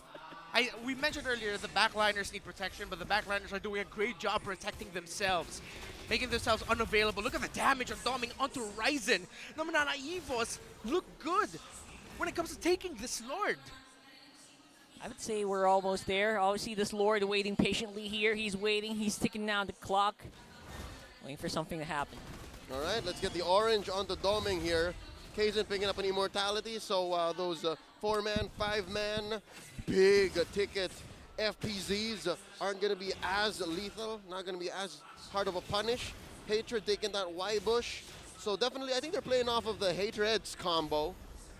Credit to Rayash. Hatreds, because it's two main engagers that definitely can kill. If it's a PZ, then yes. If it's a full combo from Hatred, that's a free pick-off. So as long as Minana Evos knows where either are coming from, they should be fine. Okay. They got some information where the Clint was, so now TNC are going to rush this Lord. Can they get it this time around, Cart? Yeah, Hatred still has not shown his face on the map, and Minana are wondering, where is this guy right now? Yeah, I agree with you. It feels like they're looking for the cushion right now. They're really biding their time. They want to know where the other members of TNC It's are. on half, though. One specific one. And they might be running out of time here. Someone needs to pull the trigger. They got Sue, and Heads is waiting. He is itching for it. Same with Nomad, but Kirk, will he be the one to throw out that final slash? They still don't know where Hatred is. Still no info. Lord gets reset. Oh boy, and I think Lancey has no choice but to split up. Yeah, they need to clear it. And now they know they have the advantage. Hatred in range. Yep. Is he actually going to go for it? Are Minana Evos thinking, did Hatred go back to Malaysia or Cambodia or something? That's going to be a quick question here. And beautiful Manoa Fury knocks up Kaizen. That might be immortality going down. HP is going to go back though. Nomad's quite low. And look at that! Hatred found that target. He goes down. Oh, but they live. Minana Evos. They're going. Doming's not dying. Doming's not dying. Here we go. They're still going. They're doing it. They're doing it. Doming went insane. Raise your right hand to your chest. Welcome back to the members of Doming Nation. They will have the wave clear, but it was the Clint, and they couldn't find it. Hold up. I think this is it. This is it. Spider-Man says it's endable, or at least they need to go for the penetration. It's what? At least 15 seconds until another member of TNC comes onto the map. Are they going to get it? I think they're good. I think Yasuo they're good. with the greed. Yasuo. That was good. Bro. All right. So crucial that Doming didn't die. Sheriff Doming to you. Sheriff Doming. Apologies, Your Honor. But man, oh man, because of that, and to boot, TNC could not get that Lord properly as well. Yeah, and you saw there, Hatred was definitely trying to find the Clint, but he had another member on him, so Hatred quickly just thought, I'm just going to go for Lancey instead and try to see who else I can get. Whoa! Oh man, that's a very early final slash though. Ryzen going to be put on quite low. He can't die or else the Rectory's going to go. But Kaizen, he's going to re-engage here. Heads, Yasuo actually popping up already. The Wind of Nature, that might be huge. And that will be the disengage. Amazing tranche juggle onto Kaizen as well. Gotta give kudos where they matter. The young jungler from Minana Evos had his immortality timed out. Just recently came from a respawn. He said, you know what? Fast hands, win a tranche. Pretty brave. Pretty brave. Love that. And because of that, they can still dance. Dance just keeps on going. They got the healing from Spider Mouse to keep it coming. And it looks like TNC is just not in position to contest here. Nomad's close by. Ryzen taken quite low with heads. He's got the flicker and he wants to use it. Yeah, so a bit too far also. What does hope look like for these two teams and who's gonna get it? Or slow here, Nomad close by as well. Oh! Yasuo in the back. Ryzen takes that. And of course, the fight is gonna be a big question here. Everyone's on the party right here. And from Obelisk, and Nomad's gonna fall. Nothing else to do here but to run for the rest of TNC. 2 for 1 so far. They gotta run. Minana They gotta Evos go. coming out on top. Yasuo down to a half health. Ryzen running away. Oh, he got stopped. That's going to be a big problem here. How is he going to get out of here? This is so sticky, such a sticky situation. Oh! Lord went the other way. He Lord went the other way. No! It needed to go down mid, but it went the other way. And Minana Evos look good. They might be able to end it here if Yasuo can stop them. Man, not like this, man. And that's exactly how it's going to be. And it's going to be Minana with a 1-0 for you. Welcome to MPL Philippines Season 13. Minana Evos have roared louder than the Phoenixes in what was a great game number 1 in this best of 3 series. I was gripping my seat there in that game, man. What a roller coaster. The only way I can explain this matchup, or at least game 1, is a 4-hour slog that was directed by Peter Jackson? No. Quentin Tarantino. Who did Transformers? Michael Bay. Michael Bay. It's a 4-hour Michael Bay film. Yeah, That's definitely. exactly what it is. Explosions everywhere. The way that they wrote one of the protagonists with plot armor is Domeng. Oh yeah. Man, oh man. For sure. The positioning, and not just his positioning, how he used the flicker so well, right? Bro, that was insane. You saw every time TNC did everything they could to find him, but they couldn't find the Clint. And imagine how good the engage tools of TNC is here, right? The biggest engage tools in the game. It was so difficult to find this guy. And I think that's one problem the TNC lineup had. They spec too hard into engage, spec too hard into the collapse, that yes, they would win 8, 9 times out of 10. But when it came down to other avenues of assault, other ways to fight, if it wasn't through the hatred pickoff, if it wasn't through the heads 4-man, 5-man penalty zone, where do they go from there? And it's that same tunnel vision that made it so difficult for TNC to bounce back when Minana Evos was starting to climb back up. It was impossible to come back from a comeback. The interesting thing there is, like, for majority of the game, it really felt like I felt the impact of heads more on the side of TNC Pro Team. Then as it extended, it seems like Kirk was trying to find his angles, his confidence. He found it, because as the game went on longer, it was Kirk who I felt like made some key final slashes and even stunts and stops, especially there in the mid lane against Ryzen, to find an edge for Minana Evos. I was thinking about that, like so many moments that Kirk hesitated on the final slash, but in the ones that really counted, it really did turn the tables for Minana. It's the mix of trigger discipline and right up to the very moment using his kit that made the difference between heads and Kirk. And that's why Kirk is our MVP. Check it out. If you're going to try to build an Arlot and you want to sustain, make sure you rock this emblem build. It's the common emblem build with adaptive attack. The blessing for the river, and of course Brave Smite. I guess that's why it bought him like an extra second or two, is because with every hit he would heal, buy time, weave in and out, get a little bit of regen from the Oracle and the Radiant Armor, and then go from there. Again, something tells me this was a 22-minute game, yeah? He was juggling items. He picked up the Fury Hammer in the heat of battle just to be able to close off those stragglers, the extra 1, 2 HP heroes from TNC, and that's what allowed for them to go for the eventual, wipeout. Yeah, we talked about hope when it came to two teams, but now for Minana Evos, they found hope in an unexpected source in their newest EXP laner, the question mark in their chemistry, Kirk. Good for the young man, impressive. And again, this isn't his first time in MPL PH. He was previously a member of RSGPH, if I'm not mistaken, but this is the first time we really got a good introduction to him. Yeah, and you know what? You can't really like bonk heads here. He did pretty good in those early ones. Maybe at the later parts of the game, he just didn't have as much confidence as he used to in the mid game, right? So I know it's a big question as well. Target priority maybe for Hatred. It was hard for the guy. I mean, it's a Gushin. You take what you can get. Whoever's in range who looks like a good target, you have to go for it.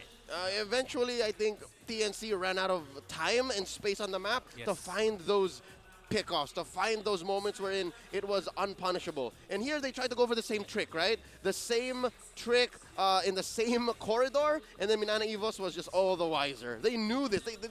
They lost this fight earlier as well, so now they can't do it again.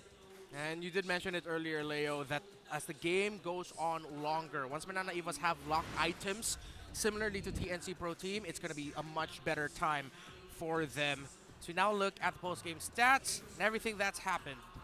Minana Evos, I feel like with Kurt getting the MVP there, his Arlot feels like it had the most difficult role in Minana Evos.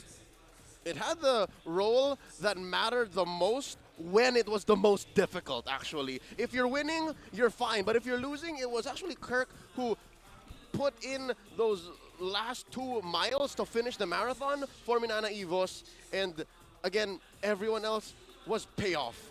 The setup was off of Kirk's efforts and off of the sheer communication from the rest of Minana Evos who understood the situation. Hey guys, we're losing. I know it sucks right now, but when we get past a certain threshold, TNC is not going to be able to come back. And that's coming off of a huge lead. I think at some point, TNC were sitting at 7-1.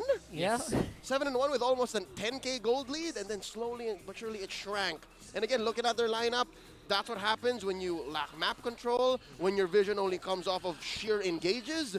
And again, for the first half of the match, it looked like Hatred and Nomad were on the same page. Yeah. Something tells me maybe halfway through, those comms may have broken down. Yeah, maybe partly because of frustration, right? Because we saw multiple times that Rockheart, the TNC Pro Team, just looked like they did everything but couldn't get the result that they wanted. Yeah, it's hard to blame them again. The target priority here for TNC is also difficult when the target that you want just doesn't want to go down, which is Domeng here for Minana. And they barely got a beat on him. I think there was just but 1 or 2 moments when Domeng was on the verge of death. Every other time, every other time he was just... Can't touch it. A mile away. A mile away. A miles away. A miles away. And that goes and calls back again to Spider Miles effect here. We mentioned that Spider Miles and his timing with Holy Healing, a good baptism to stop TNC Pro Team from jumping forward. Again, it's a dive-heavy composition, and we saw it. 100% team fight participation. Minana Evos played around their star really well. A star who is great at setting up his teammates and making them look like stars. Yeah, stars galore here. Spider Miles obviously had his hand in everything. Man, I love these Star Wars references. How perfect that an MVP is Captain Kirk. Yeah. Oh yeah, I love that. Yeah. I love them in the Phantom Menace. Yeah, I love Spock Maul. It's one of my favorite characters in the star of the Trek Wars. Was he in Prisoner of Azkaban? I believe so. Yes, he definitely was. By the way, as you can tell here, the MPL Philippines English broadcast, we are movie aficionados. Literature. Literature. We are very well versed. Yeah. Science. Men of culture. Cinema is what we like to see, and we saw an absolutely cinematic matchup there. By the way, Infinix GT Series, go ahead and outplay the rest. Y'all see it there in front of you. This is the GT10 Pro. These are the devices powering MPL Philippines right now. Brought to you by Infinix, the official sponsor of MPL Philippines Season 13. Yeah, be unstoppable and outplay the rest with Infinix GT Series. So far, though, we've seen a really interesting matchup to start things off. I could not have imagined our first game of MPL Philippines Season 13 would start like this. I think it's a good painting of what the meta looks like, and just the same what we might be seeing in the future. Later on tonight, we have a rematch from the lower bracket finals of M5 and the grand finals of MPL Philippines Season 12. So we'll see how those two teams read the meta. But here right now, from the teams that have actually missed out on the playoffs years on end, when your back's against the wall, you have to innovate. And this is what innovation looks like to them. Heavy dive and heavy. I don't even know what Minana Evos' lineup looks like, and maybe that's what really allowed for them to cross over into the comeback. Yeah, a lot of questions there, but here's our question of the day. Whose birthday is it today? I wonder who it is. Hey, it's your birthday. Do you guys have an inkling? Do you guys have an idea? Maybe someone very handsome. Oh, definitely. I feel like it. That guy over there. Oh, who? This guy over here. Oh, yeah, he's right there. That one. Gentleman over here. In the screen. We'd like to greet our fellow caster right now in the Filipino stream. Womi, it's his birthday today. Happy birthday, Theodore. Amazing. Yeah, he has turned, dude. Can't say. He was born in today. He was born today, like March. And he is year old. March 15. Yeah. There you go. So happy birthday to Omi, and I'm pretty sure this is a great birthday gift for him to see MPL action like this, and a great treat for all of us who have missed the MPL.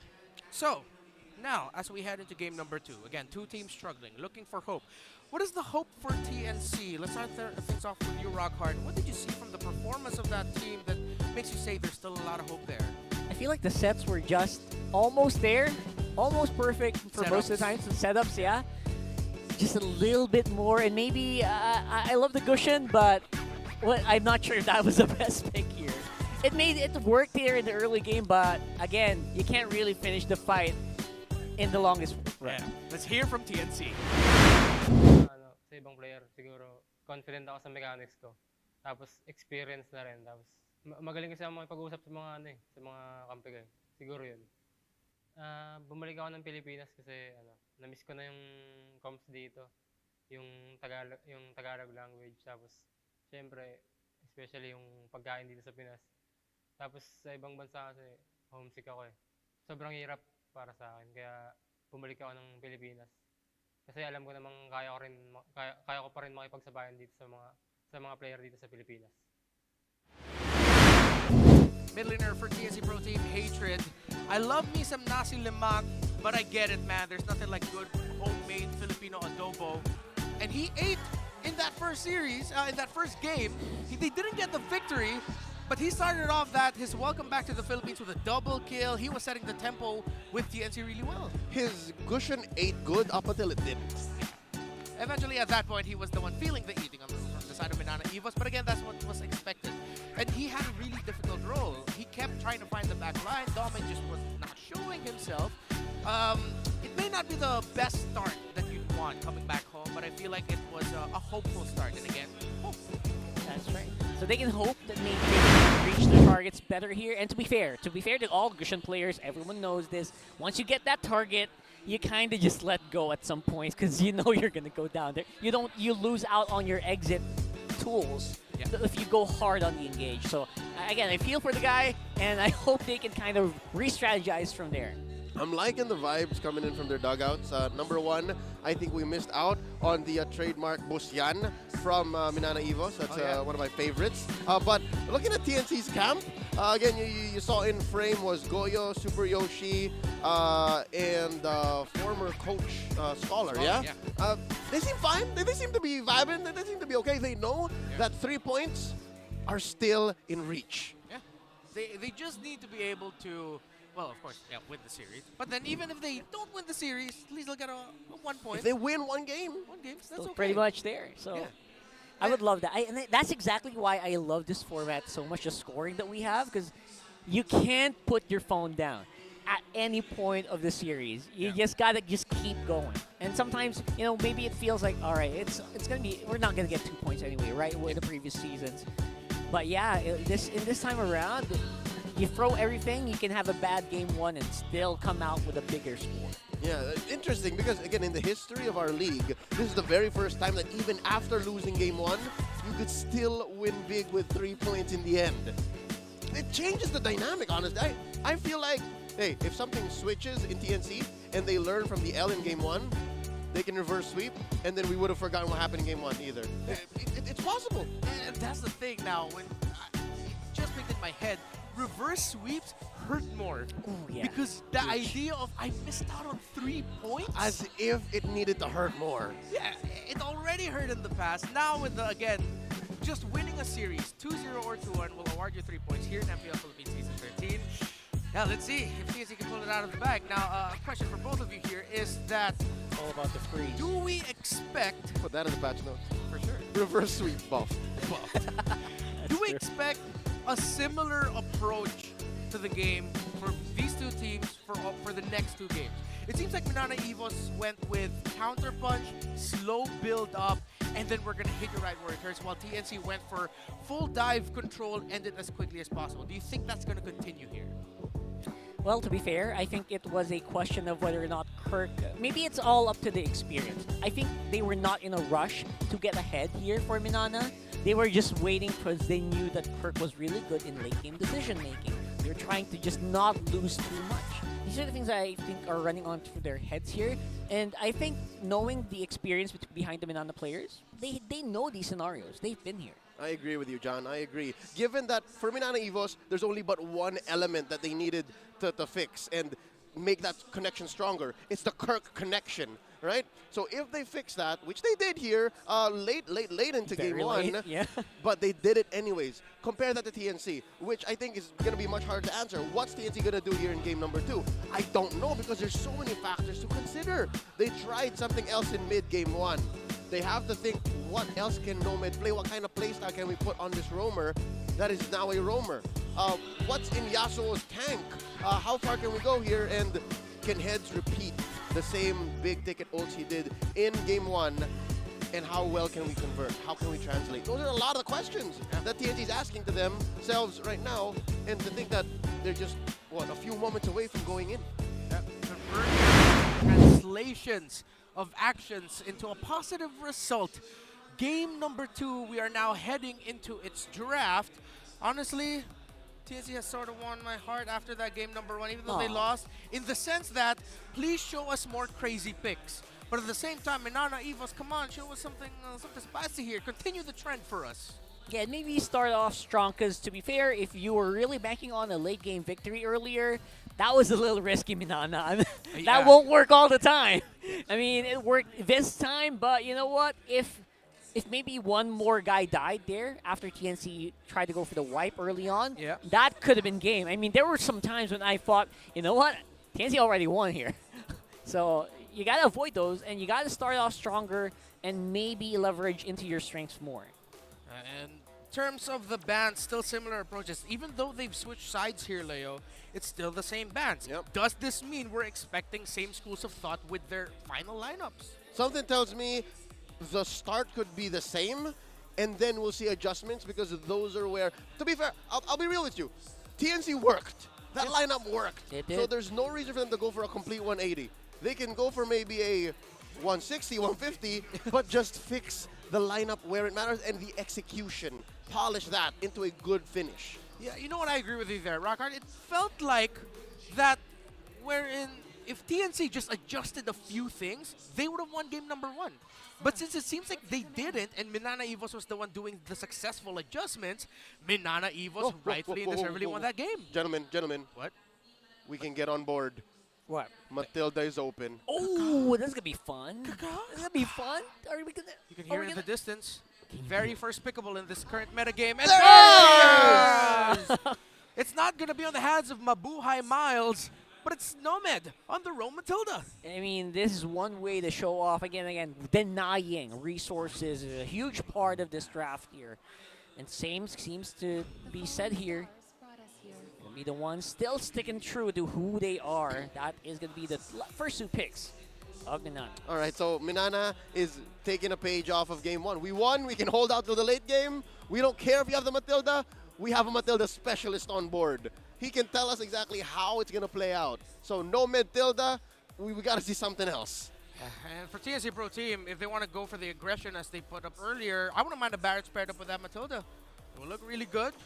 Could fly alongside the Matilda. That's right. Deny it from the Rafa Barat potentially Minana's cooking. That's pretty good. That's a possibility. And if TNC were to pick their gold laner here, do you see that happening, Leo? Barat was a gold laner this early on. Yeah. I'd say they save one of those roles. Okay, too greedy if they go for both. Yeah, maybe a gold lane Iksha just as a good combo, but no. That's going to be CC. All right, it wasn't Barrett, but on the screens right now here in the studios of Shooting Gallery, a CC and a Fredrin was the lock in there for TNC Pro Team. Okay, I like the CC given that it was banned in the second phase earlier. And am I right? Is that an Akai? Yes, that is an Akai. Oh, Kung Fu Panda out now. Kung Fu Panda 4. Oh, it is. Really? Is it out already? It's a new movie that features MLBB skins. Oh, that's so cool. good. It's good to see a movie franchise like getting more inspiration from MLBB. Amazing. Because that's what that was, right? As I've been told by the children. All right. So I've seen it in the books. Yeah. Huh? I've seen it in the books. There It's were written. books? It is written. All right. Yes. And let's see what will be written in the book of this draft for game number 2. So the first picks here for Minana Evos, folks. We have the Arlot, the Novaria, and the Akai against the Matilda CC Fredrin. And no one has showed their gold laners yet. There goes the Nana. Nice. That was actually really good. I love that Minana's acknowledging the possibilities and making sure that Lancia has a great game.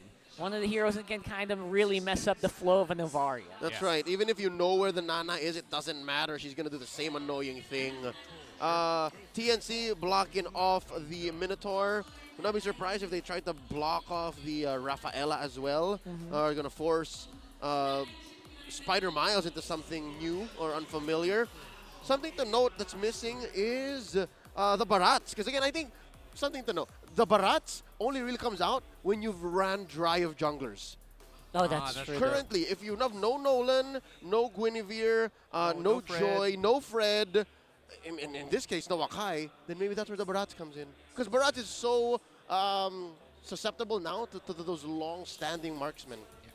Imagine trying to find a carry or a Claude and eat him up. It's not going to happen. Yeah, but that's just not as tanky as he was like a few months ago. A huge change done to a lot of these marksmen means that Demon Hunter Sword really just makes a mark on his HP bars. That's true. And add to that the rising popularity of items such as Sea Halberd. So, not good. Harith there gets actually taken out by TNC. Leo, did you have an idea? Like a light bulb moment for you. Yeah, no, I was not expecting for them to close out gaps in the gold lane. I think TNC, they respect the box that Minana Evos could have, and it could have been worse if it was the Harith. If the Harith or the carry, they would have preferred the carry. So far, I'm a little bit safer is the approach of Minana Evos. I see them again turning this into a slow comeback type of game because as we see right now, the lineup of TNC looks like it's more encouraged to take control of the early to mid. Yeah, that's true. Huge control here for early and mid. And maybe more skirmish heavy, considering that you have a Matilda. You want to use that. You want to capitalize on that day in and day out in each and every lane. Because if you're not, you're just wasting the pick. What could happen with the Matilda, though, as well, is to fix a less than ideal gold laner's mobility. Maybe they pick up a spicy gold laner here and then go from there. I love the Iksha here, probably. Maybe a Leslie. These are picks that obviously are not as good. But that's a Bruno. Oh, yeah? Not the spiciest. Not the spiciest. Not at all. But they needed that damage. This is going to put a lot of pressure on the Hatred's Vexana. Has only been used 5 times in MPL history. Thrice in MPL PH Season 1 and twice in MPL PH Season 2. Oh, those are rookie numbers. Yeah. And again, because of the changes to her, she's a really strong pick now. That's right. In the recent patch, her second skill now comes out at a slower clip. Yep. And in comparison overseas, mind you, Vexana is #1 pick in MPL ID, even before today's broadcast. Yeah. So, yeah. Expect that number to go, just keep going up as the weeks progress. Last pick here. A tankier roamer, another EXP, and it's still a Rafaela, of course. Were you guys wondering? This is 80% the same lineup from game 1. Yeah. And you know what? I'm going to say it. Even though the lineup on the side of TNC looks a lot different, Leo, in terms of philosophy, possibility in terms of who scales when, still very similar to game number 1, it feels like. Yes, but just the same, TNC can now do a little more. TNC now have more capabilities. Again, #1, I commend the fact that they have better wave clear now. It's so much easier for them to defend from inside the base. #2 is they have good vision. They have good re-engage compared to game 1, wherein if this is engaged, we got to take it. If not, we have to set it up all over again from a different angle. This time around, they can actually move. The CC very, very mobile. Matilda, mobility is her middle name. And just like that, I think TNC now don't have to force an early game domination. They can actually play it slow, play footsies with Minana Evos up until maybe after the 3rd turtle, and then see how far they can push the advantage if they start the game fast like they did in game 1. Let's see if that will be the case here for these two teams. Game number 2, TNC and Minana Evos. Will it be a slightly slower, more calculated TNC power spike? One factor I want to discuss here is that I feel like if Minana Evos will try to play this with how they tried to win game number 1, it's going to be harder for a carry. Clint was perfect in that scenario. For the carry, it's not going to be that fun. Yeah, it's going to be harder for the carry to dip in certain situations because Yeah. you kind of have to be all in if you're a carry. It's either all in or you don't really get your target. Yeah. So with a Clint, you just throw out your skill, you're good to go. You can dip out. Yeah. That range that he has there is stunning. Ow! Man. Pressure. Oh, That's pretty good. That's good damage here coming in. Obviously, that's exactly what you expect from Bruno. That's why we said it's not the most exciting early game, but it does the job. Yep, Yasuo is going to win this lane matchup, I'd say, for the first 2 or 3 minutes, and only if Spider-Man actually helps Doming, will Doming actually move on forward. So that's why Nomad is trying to close the gap, even the odds. It's so hard, especially since Doming's emblem set does not help him in the early game at all. True, that's true. Yeah, it really feels like it's built for the long game. Thinking about when everyone's just team fighting at this point. Taking it nice and slow are these two teams, but as expected, Nomad will be placing himself in slightly more aggressive positions, with him being able to escape. 20 seconds up until the next turtle. No clear advantage around the map just yet. Or am I missing something, Leo? No, you're not wrong. I think it's in the little interactions, these little lane fights, wherein one will trump the other. And again, I mentioned that already with Yasuo and Doming. Down bottom, though, I'd say, unless they're underneath turret, Heads is actually winning this matchup against Kirk. So it's the same kind of dynamic from game 1. Maybe just changing the pace a little bit. It's TNC way ahead, actually being able to pick off fights when they want to this early on. Yeah, they're going to pick up some fights here, and they are not shy about it. Kirk quite low here, but obviously the heavy spin already activated here by Kaizen. And the final slash just for safety in case maybe Ryzen decides to dash forward. Yeah, that's good advantage built for TNC. The EX laner Minana Evos gone, but let's see if Kaizen can do what he's done before. Steal turtles in front of opponents as a Nakai. Heavy spin is on cooldown here. This is going to be pretty massive. That might mean that they're going to have to back off, and TNC once more takes first turtle. And that's going to be the score here for Ryzen. Easy pickings. Something to note, in that engagement down bottom, yes, on paper there were no kills, but again, mentioned, heavy spin, spent, flicker, spent, ult on Kirk, spent, sent home, made that turtle take all the more easier for TNC. That's a clear win, even without violence. Yeah. Well, sometimes you just really gotta go with the more peaceful route, you know? Pacifist run. The pacifist run, exactly. Turtle 1. TNC. Let's see now. Nothing standing out of the items too crazy for me. Yeah, nope, not really. If anything, I'm glad that Kaizen is farming up much faster than Ryzen. That just means he'll be able to get more farm if he doesn't join fights, which puts him in a weird position. It makes it hard for him to make decisions, and that allows for TNC to do just this. Nomad bother Kaizen, allows for the rest of the map to push on forward. Nomad doing a pretty good job here as his freshman year. Or freshman season. I mean, he's pretty much doing the job, making sure that all division, everyone from Minana is accounted for, and that, you know what, they can just keep farming up until a point where maybe they can fight back. Again, he looks like a natural to me right now, how he's moving around the map. Not always the cleanest executions, but even we've seen veterans commit questionable engagements under turrets or under the opponent's base. Nomad, that was moving a lot of confidence, and again, I wonder how much factor the hatred factor brings to that in terms of like helping and guiding the young man. It's all about communication, right? And I think Nomad's doing a pretty good job here. Kaizen, of course, doesn't really have the tools to fight this out. Same with Spider Miles. So for the meantime, I think Minana's going to have to slow it down just a little bit more. In the efforts of slowing it down, that allows for TNC to keep up the same pace. Again, it doesn't give anything for the Phoenix Army to switch it up, and they're comfortable, especially in the gold lane. Look at this, Yasuo 2v1ing this lane for the better part of the past 4 minutes. There's no threat of a kill on him, unless down bottom, Yeah, hence he's going to be a bit more in trouble here with the Hurricane Dam. Then just activated though. That will be a good sign maybe, but not for long. Of course, Kirk ready here for the fight. Kaizen as well, no heavy spin. Let's see, and Spider-Man close up. Will the heal make it? And it does, kind of, with Nomad trying to get one more auto attack in maybe, but will not make that target count. And there you go. just to be safe. Everyone just falling back. What a beautiful disengagement. The frustration is setting in. So close. Yes, but he wants not it. quite Oh! Ryzen. Kirk is on a roll. He got 2 kills. It's these 2 for Minana. That's all him. Kirk. 3, all him. Impressive performance from the EXP laner of Minana Evos. Questions if whether or not he could live up to the role that Lord JM once filled. Now a member of Bigatron Alpha in Indonesia, Kirk said, I can do it. And he has been doing it so far.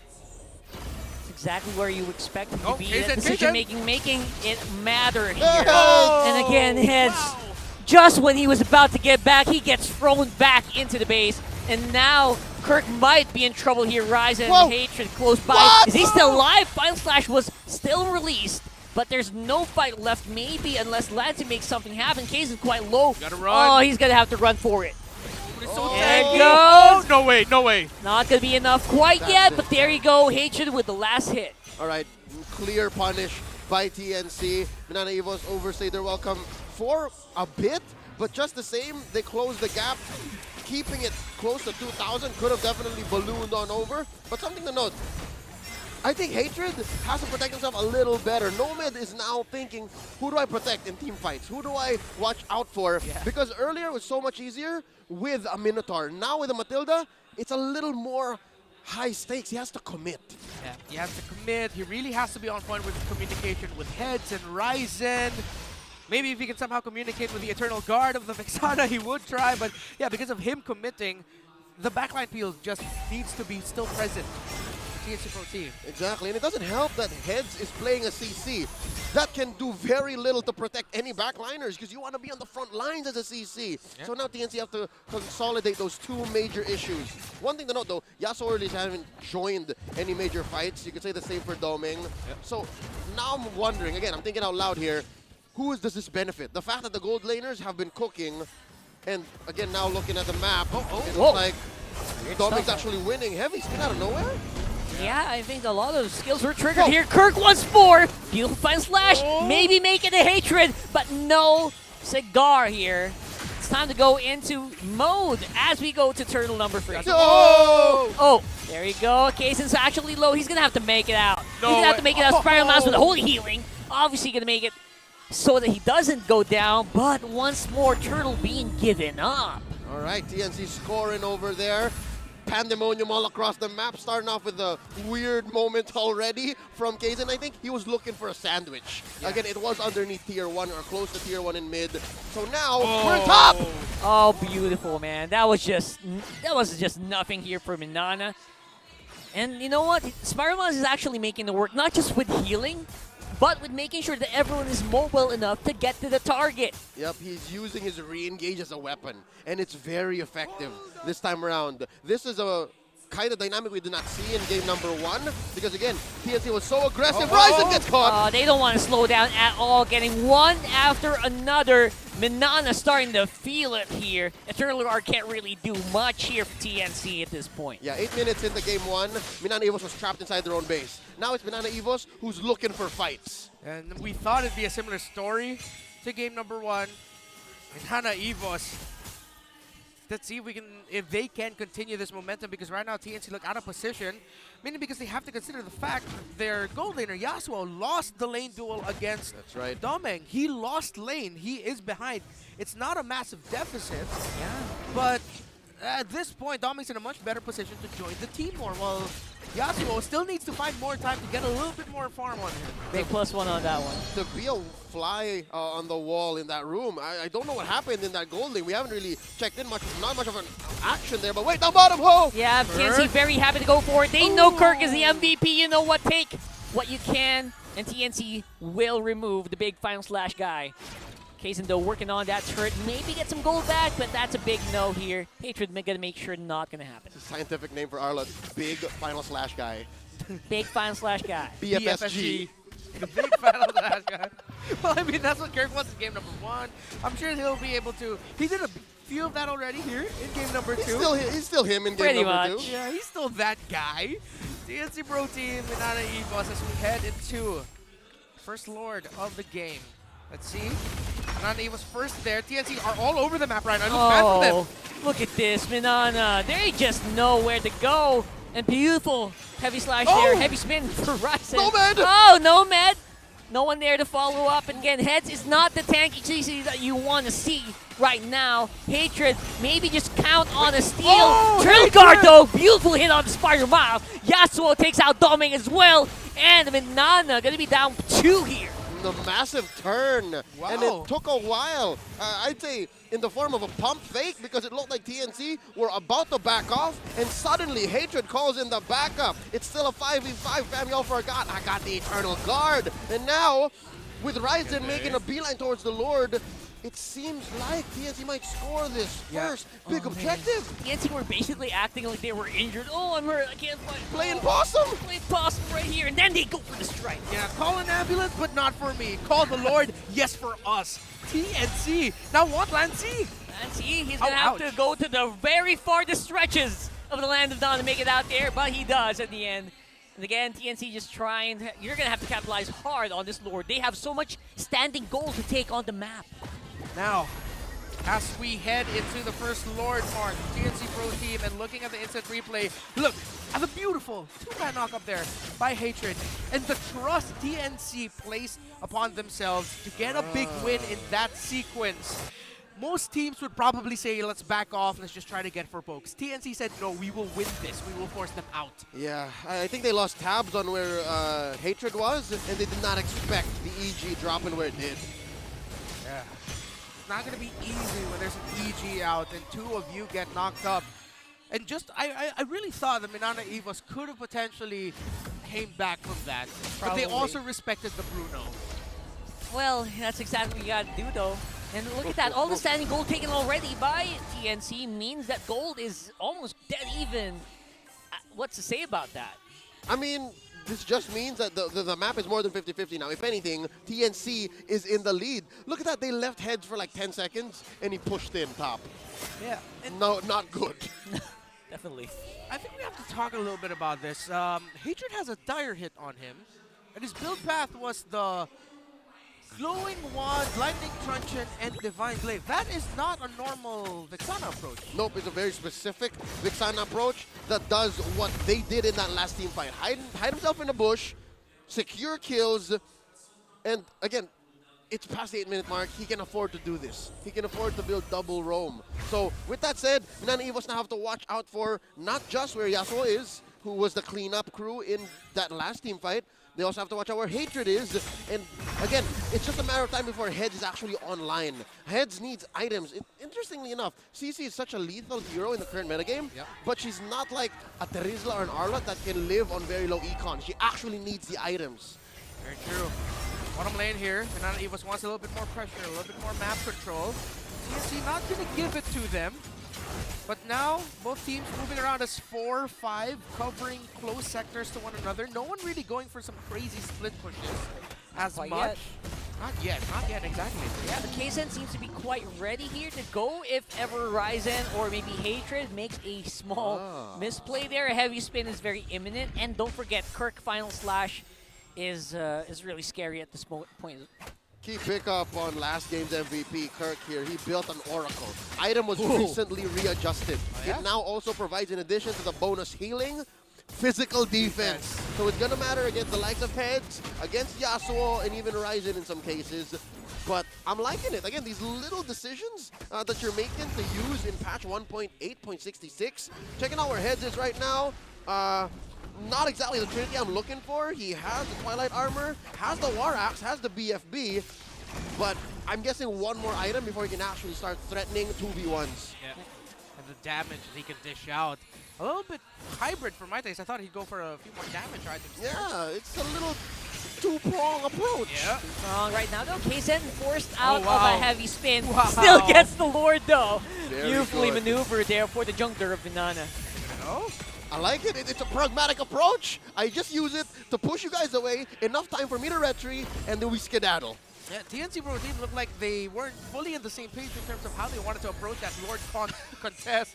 Exactly. I think the early heavy spin threw them off. Like, Wait, what's what? whoa, it's that? gone. Oh, dang it. I love that. I love that. What in tarnation? And that's exactly what happens when you go, you know, kind of half-baked against Minana. Yeah. They take you for everything you've got.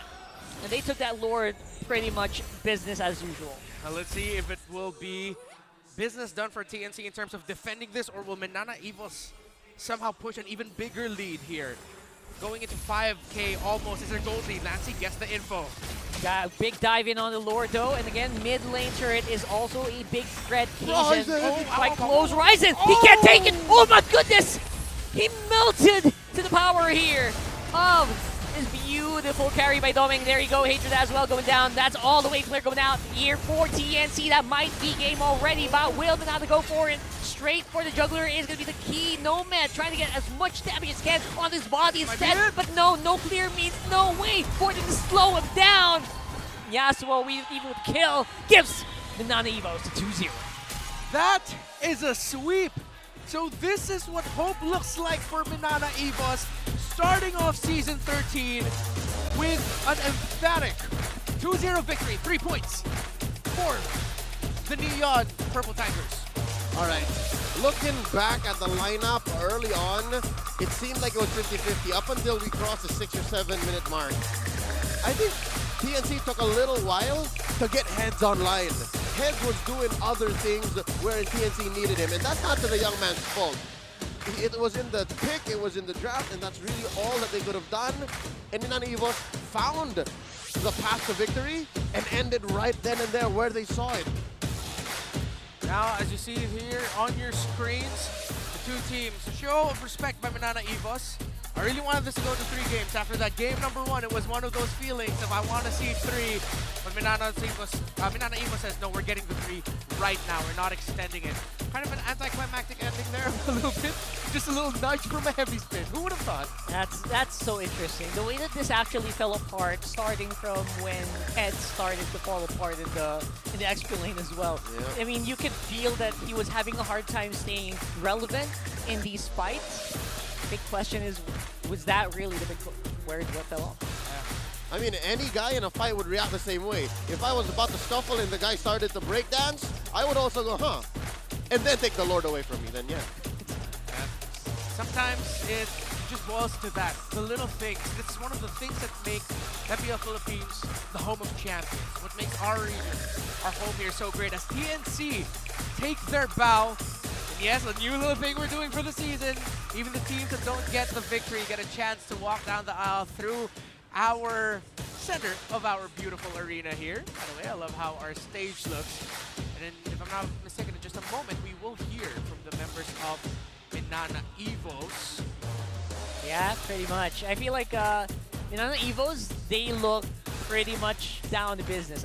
They don't seem like as, I don't know, how to explain this. Yeah.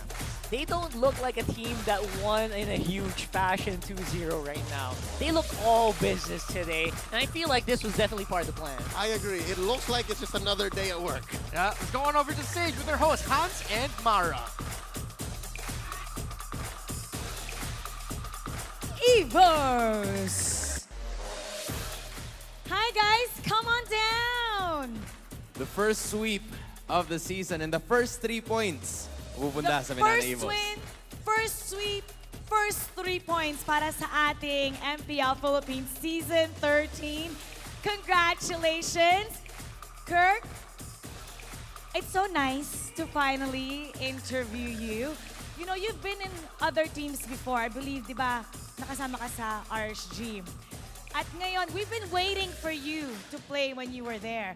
Pero ngayon, sa Minana Evos, first game pa lang, nag-shine ka na. Ikaw pa ang ating MVP for game number 1.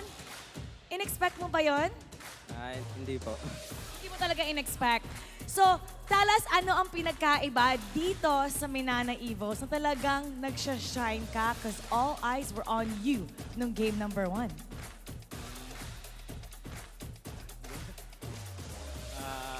Siguro po medyan po ng pagkakataon mga laro. Kaya ginalingan ko talaga. May gigil ka ba kanina? Kinabahan ka ba? Konti lang po. So, paano mo in-overcome yung kaba mo kanina? Kinakabahan ka pa rin ba ngayon? Kasi lapit ako ng lapit. Punta ka ng punta dun eh. Anong nararamdaman mo ngayon? Kinakabahan tas masaya. Kinakabahan, pero masaya. And you did a very good job. Let's give him a round of applause.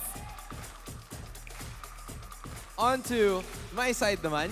As you can see, we have Miles, Spider Miles, on this side of the corner. Miles, during the time na Season 12 was happening, it was a rocky start para sa inyo nung first half of the season. But now, not only did you get a sweep, nakakuha din kayo ng 3 puntos en route, possibly or early para sa playoff contention. Paano kayo makakasiguro na yung nangyari nung Season 12 won't happen this Season 13? Focus kami every game nang dapat kasi every points matters talaga kasi last time nga kinulang kami. So ngayon, every game dapat may panalo talaga namin.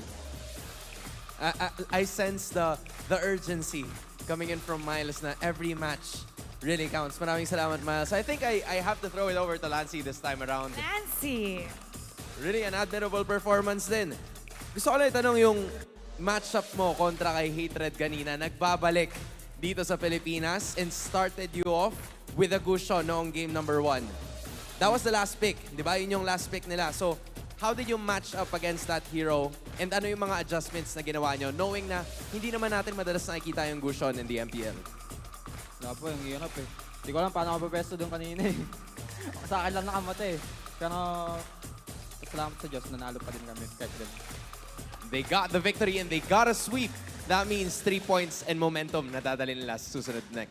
At yun naman, kausapan natin ang kanilang leader, Kent Kazan. You were here, Season 12. Na-interview ko kayo nung na-eliminate kayo and I felt your pain. And right now, Season 13, you're off to a good start. Sweep ka agad. And Minana, Evos goes down in history as the first team to win this Season 13. Ano nga ba ang pinagkaiba ngayon ng Minana Evos? What can we expect from all of you? Ang pinagkaiba po kumpara last season is, ngayong season talagang sobrang gigil po kami and gagawin talaga namin kahit sobrang hirap ng training, ilang set of scrims a day, talagang pupusuan namin and this season talaga bigay todo kami and mas all in. Magbigay ka naman ng mensahe sa lahat ng mga manonood natin at mga supporters nyo. Ayan, maraming salamat sa mga pumunta ngayon and sa mga fans ng Minana natin, sa mga nod. And syempre, yun. All right, everybody, let's give them a big round of applause. You may now take your bow. And take your walk of victory. You move on to the front this time. You guys are victorious para sa tagumpay. Congratulations to Minana Evos with that sweep. What an incredible start from them with a heartbreaking story from last season. This is how you started off. And we're gonna break it down for you. So we're gonna go back to our casters. Paso. Thank you to Hans and Mara, and of course, congratulations to Minana Evos. The, dare I say, trauma of last season's missing out on the playoffs weighs heavily on Minana Evos. And even Spider Miles said, we know how much each point matters this season because we felt it. Last season, we were a point or 2 off. And you felt it in their vibe. They're not playing around here. Yeah. They mean to get every single point. Because last season, 1 point was all it took, and they lacked it. There's a part of me that's a fan of serious Minana, but I also kind of miss them being all jolly. I throw back to early 2023, seeing them laugh and seeing them all happy, but I think this serious way that they're approaching Season 13 actually is working. It's benefiting them, and it's netted them 3 points. So I gotta give kudos to their coaching staff as well for keeping these dudes on a tight leash. Again, I've never seen, I mean, we have, but Spider Miles is so laser focused today. He didn't even speak. Yeah, Maybe he's waiting for something. Doesn't need to. Maybe, I don't know. And one thing I want to say here about Minana Evos and how they played, I'm not sure if you're going to agree, Leo, but it seems like they always made sure they were doing something for their benefit. It seems like there were moments last season where it's like, why are you going there and just waiting for something to happen? Yeah. This in this game, this series, it felt like everything it was part of a big overall plan. It was push forward momentum, even when they were losing. They found a way to be always doing something elsewhere on the map, and that was game 1. In game 2, which I think, again, I find odd in TNC's game 2 approach, they were doing much better in game 1. Game 2 allowed for Minana Evos to take advantage of said push forward momentum. So that's why this game ended so quickly. That's why this game ended the way it did in but a single Lord take. And that's why we have a back-to-back MVP performance from Kirk. I don't know if you can do this, all right? If you can take the match MVP from game 1 and then just paste it on again. This is basically what we did. Items as well. Now just change that last, change the jerkin in a song. Yeah. So Kirk, again, congratulations to him with his really, you know, I'm going to say it, folks, and I think the folks at home are thinking it, he has really great hair. He has the best hair. It's so full. Oh my God. Yeah. And right now, TNC got a chock full of Kirk in that game. I don't think I've ever said the word luscious on broadcast, but that's how I would describe his hair and his Arlott performance. When it needs to get in your face, he does. When it needs to play like the Arlott that you're used to, like now, peeling for his team, finding these odd engages and getting the CC where it matters, he puts it in there. Man, Kirk is now the Arlott man. In The Season Arlott. 13, he is the bar for Arlott. Final Flash guy. Final Flash guy. Yeah. Yeah.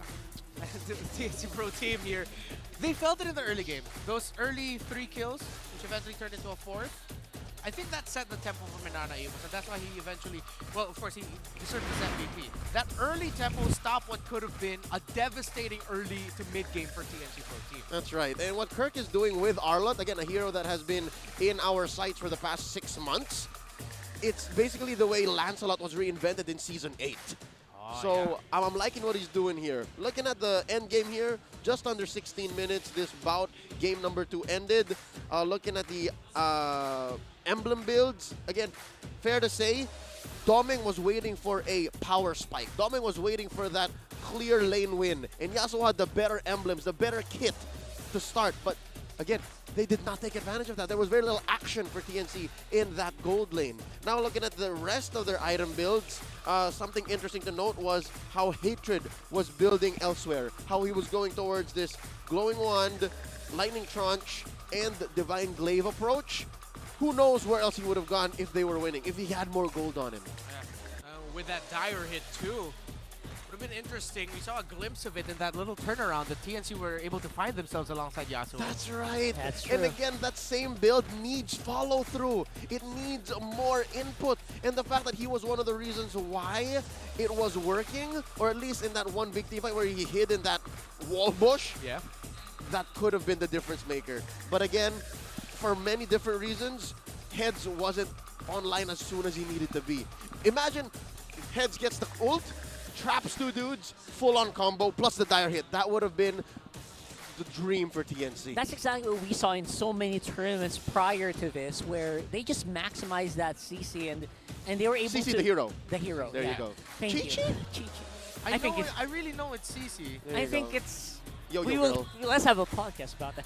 But yeah, basically, they failed to maximize on this, right? This beautiful hero that can really turn out small skirmishes into huge advantages. But again, we did see skirmishes happen. We saw big full-on fights. Again, we have to call back to the big full-on fight that eventually ended with just an Akai simply pushing back the members of TNC Pro Team, and Minana Evos getting the victory with that push. You mentioned tempo breaker in the early off of the back of Kirk's Arlott, how he suddenly just became so aggressive and cutting through tier 1 turret down bottom. I think that's what that last heavy spin did for TNC. It's like, all right, we're going to set it up. We're going to set up this Vector. Wait, what? Oh. So, that's exactly what it was. And Minana Evos, again, credits to their comms, credits to their understanding of the team fight. That's what allowed for that to happen. Yeah. By the way, folks, you see that there on the bottom of your screen. Leslie and Changa's Aspirant skins are available now. The first 1x draw every day and the first 10x draw during the event are 50% off. Whoa! 50%. That's almost half. Exactly half. And then I know the epic skin is guaranteed on the first 10 draws, so grab them now. And as we saw here, as you should grab your opportunities to draw for the aspirant skins, because I love the video for the aspirant skin now and the song that plays with it. That was bangers. Deep lore. Yeah. Yeah. There's some really deep lore in there, and please, MLB, make that song available for all of us. Minana Evos grabbed the victory today. Bane aspirant skin win. Okay. Do you Oh boy. But he doesn't really fit the vibe. You know what? Are you sure? I'm not gonna knock it. Think about it. He could be their captain, their commander, Commander Bane. He is a crab man. Yeah. Anime crab man. What if they don't make it a crab man? What if they bring back the old model of Bane when he was still a ghost pirate? But like make that aspirant. Just make him husbando like Faramis. A husbando. Give him a big jawline. All right. So that's a request of Leo. Give us a husbando skin of Bane for aspirants. And again, we're just having fun here at MPL Philippines. I like the vibe that we have now. The action is intense. The game's important. Each point very important. And this next match, well, it's a rematch of our Grand Finals. Bren, the reigning champions of the world, against a slightly recoded Blacklist International. Quick thoughts on that? I just want to watch, man. I just watch. But yeah, later on, I expect the best of the best, and everyone who's watching obviously wants to see the best so they can emulate it. Yeah. Can't wait. Let's wait out for that. All right, let's wait out for that. APBR versus Blacklist International coming up next.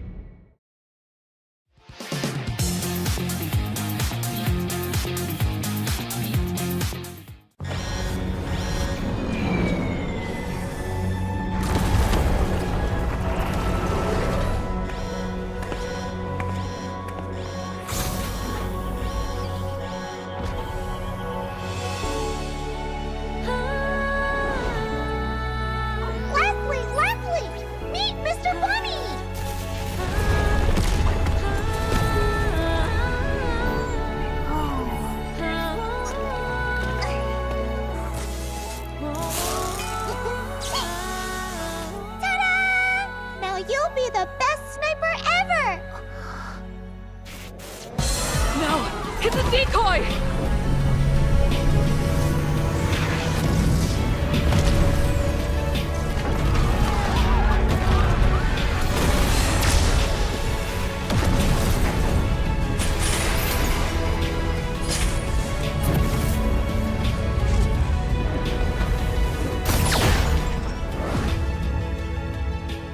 I'm sorry. Leave me alone.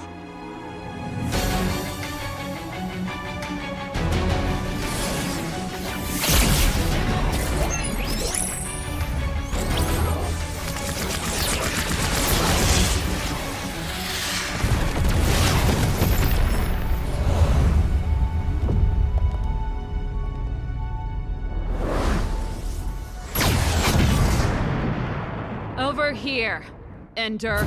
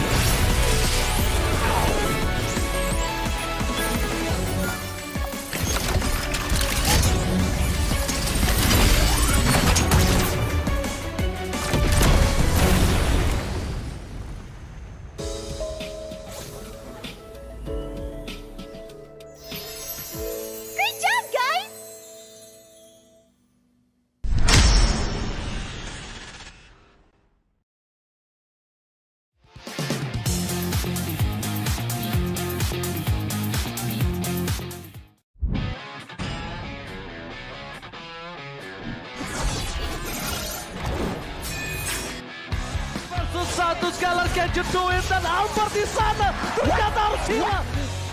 Avalanche fight as Logan gets instantly shot down by the Blazing Duet, as well as the Electo final blow. This is going to be easy cleanup for Todak as most of the... Apat yun, pero nasipa din siya. Yung ninakaw na sipa. Buhay pa rin. Ang 4v1! Backline already, and you're running for the lives. Gunning it. David trying to drag the members of RG right underneath the turret. It's not enough though. Gray coming all the way, and he cleats it all the way out. Just nowhere for him to run. Just... Kita akan ada satu buah reward manipulasi yang membuat pergerakan dari Liga terlalu benar-benar slow. Rafanya sudah tumbang.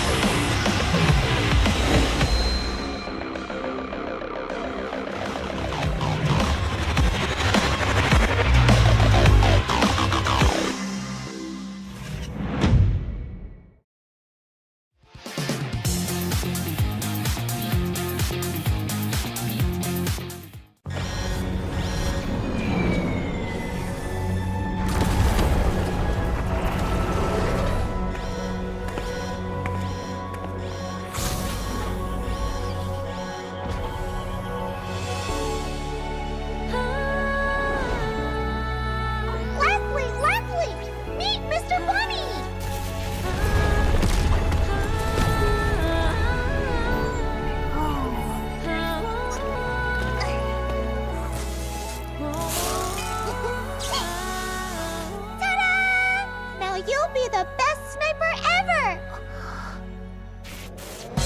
No! It's a decoy!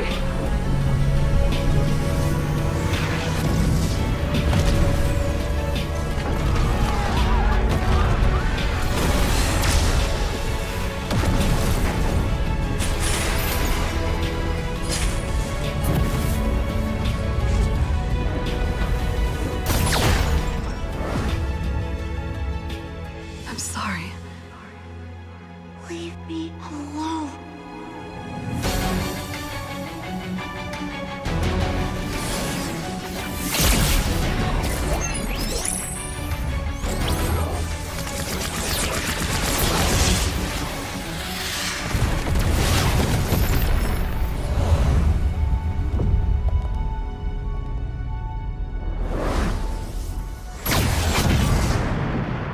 Over here, Ender.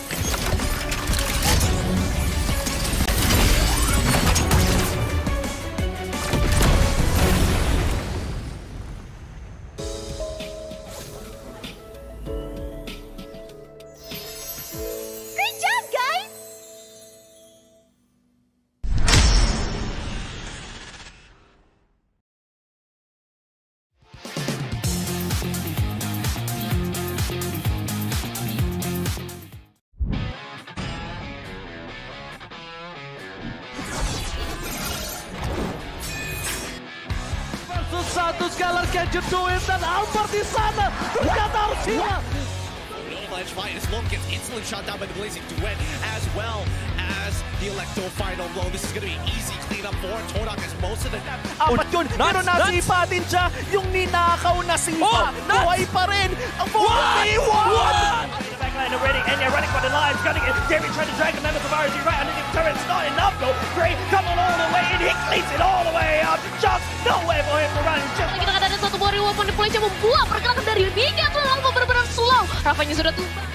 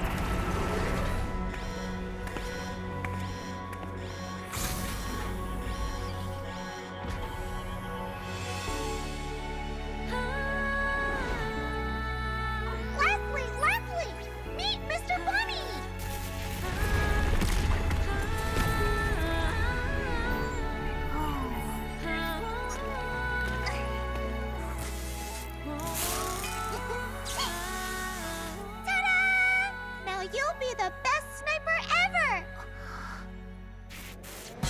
No, hit the decoy!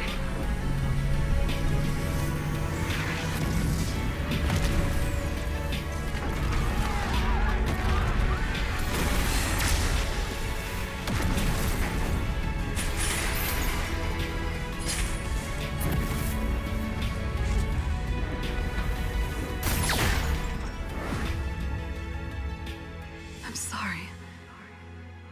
Leave me alone.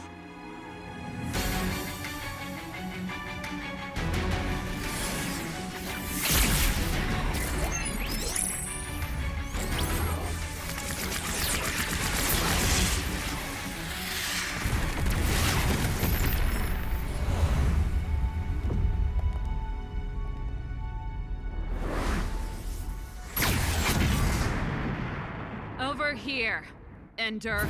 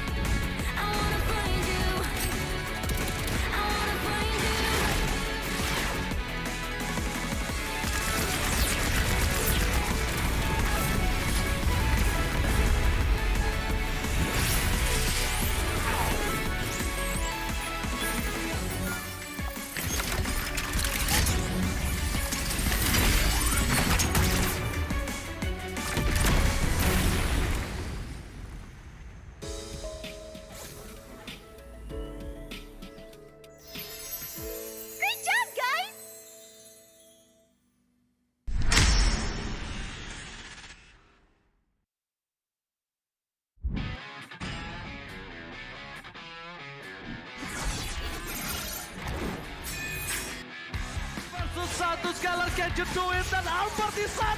Pagkatapos sila! Avalanche fight as Lone gets instantly shot down by the Blazing Duet, as well as the Electo final blow. This is going to be easy cleanup for Todak as most of the... Apat yun, pero nasipa din siya yung ninakaw na sipa. Buhay pa rin ang 4v1! Backline already, and you're running for the lives, gunning it. Jerry trying to drag the members of RG right underneath the turret. It's not enough though. Gray coming all the way in, he cleans it all the way up. Just no way for him to run. Just Kita ada satu buah reward manipulasi yang membuat pergerakan dari Mega terlalu benar-benar slow. Rafanya sudah tumbang.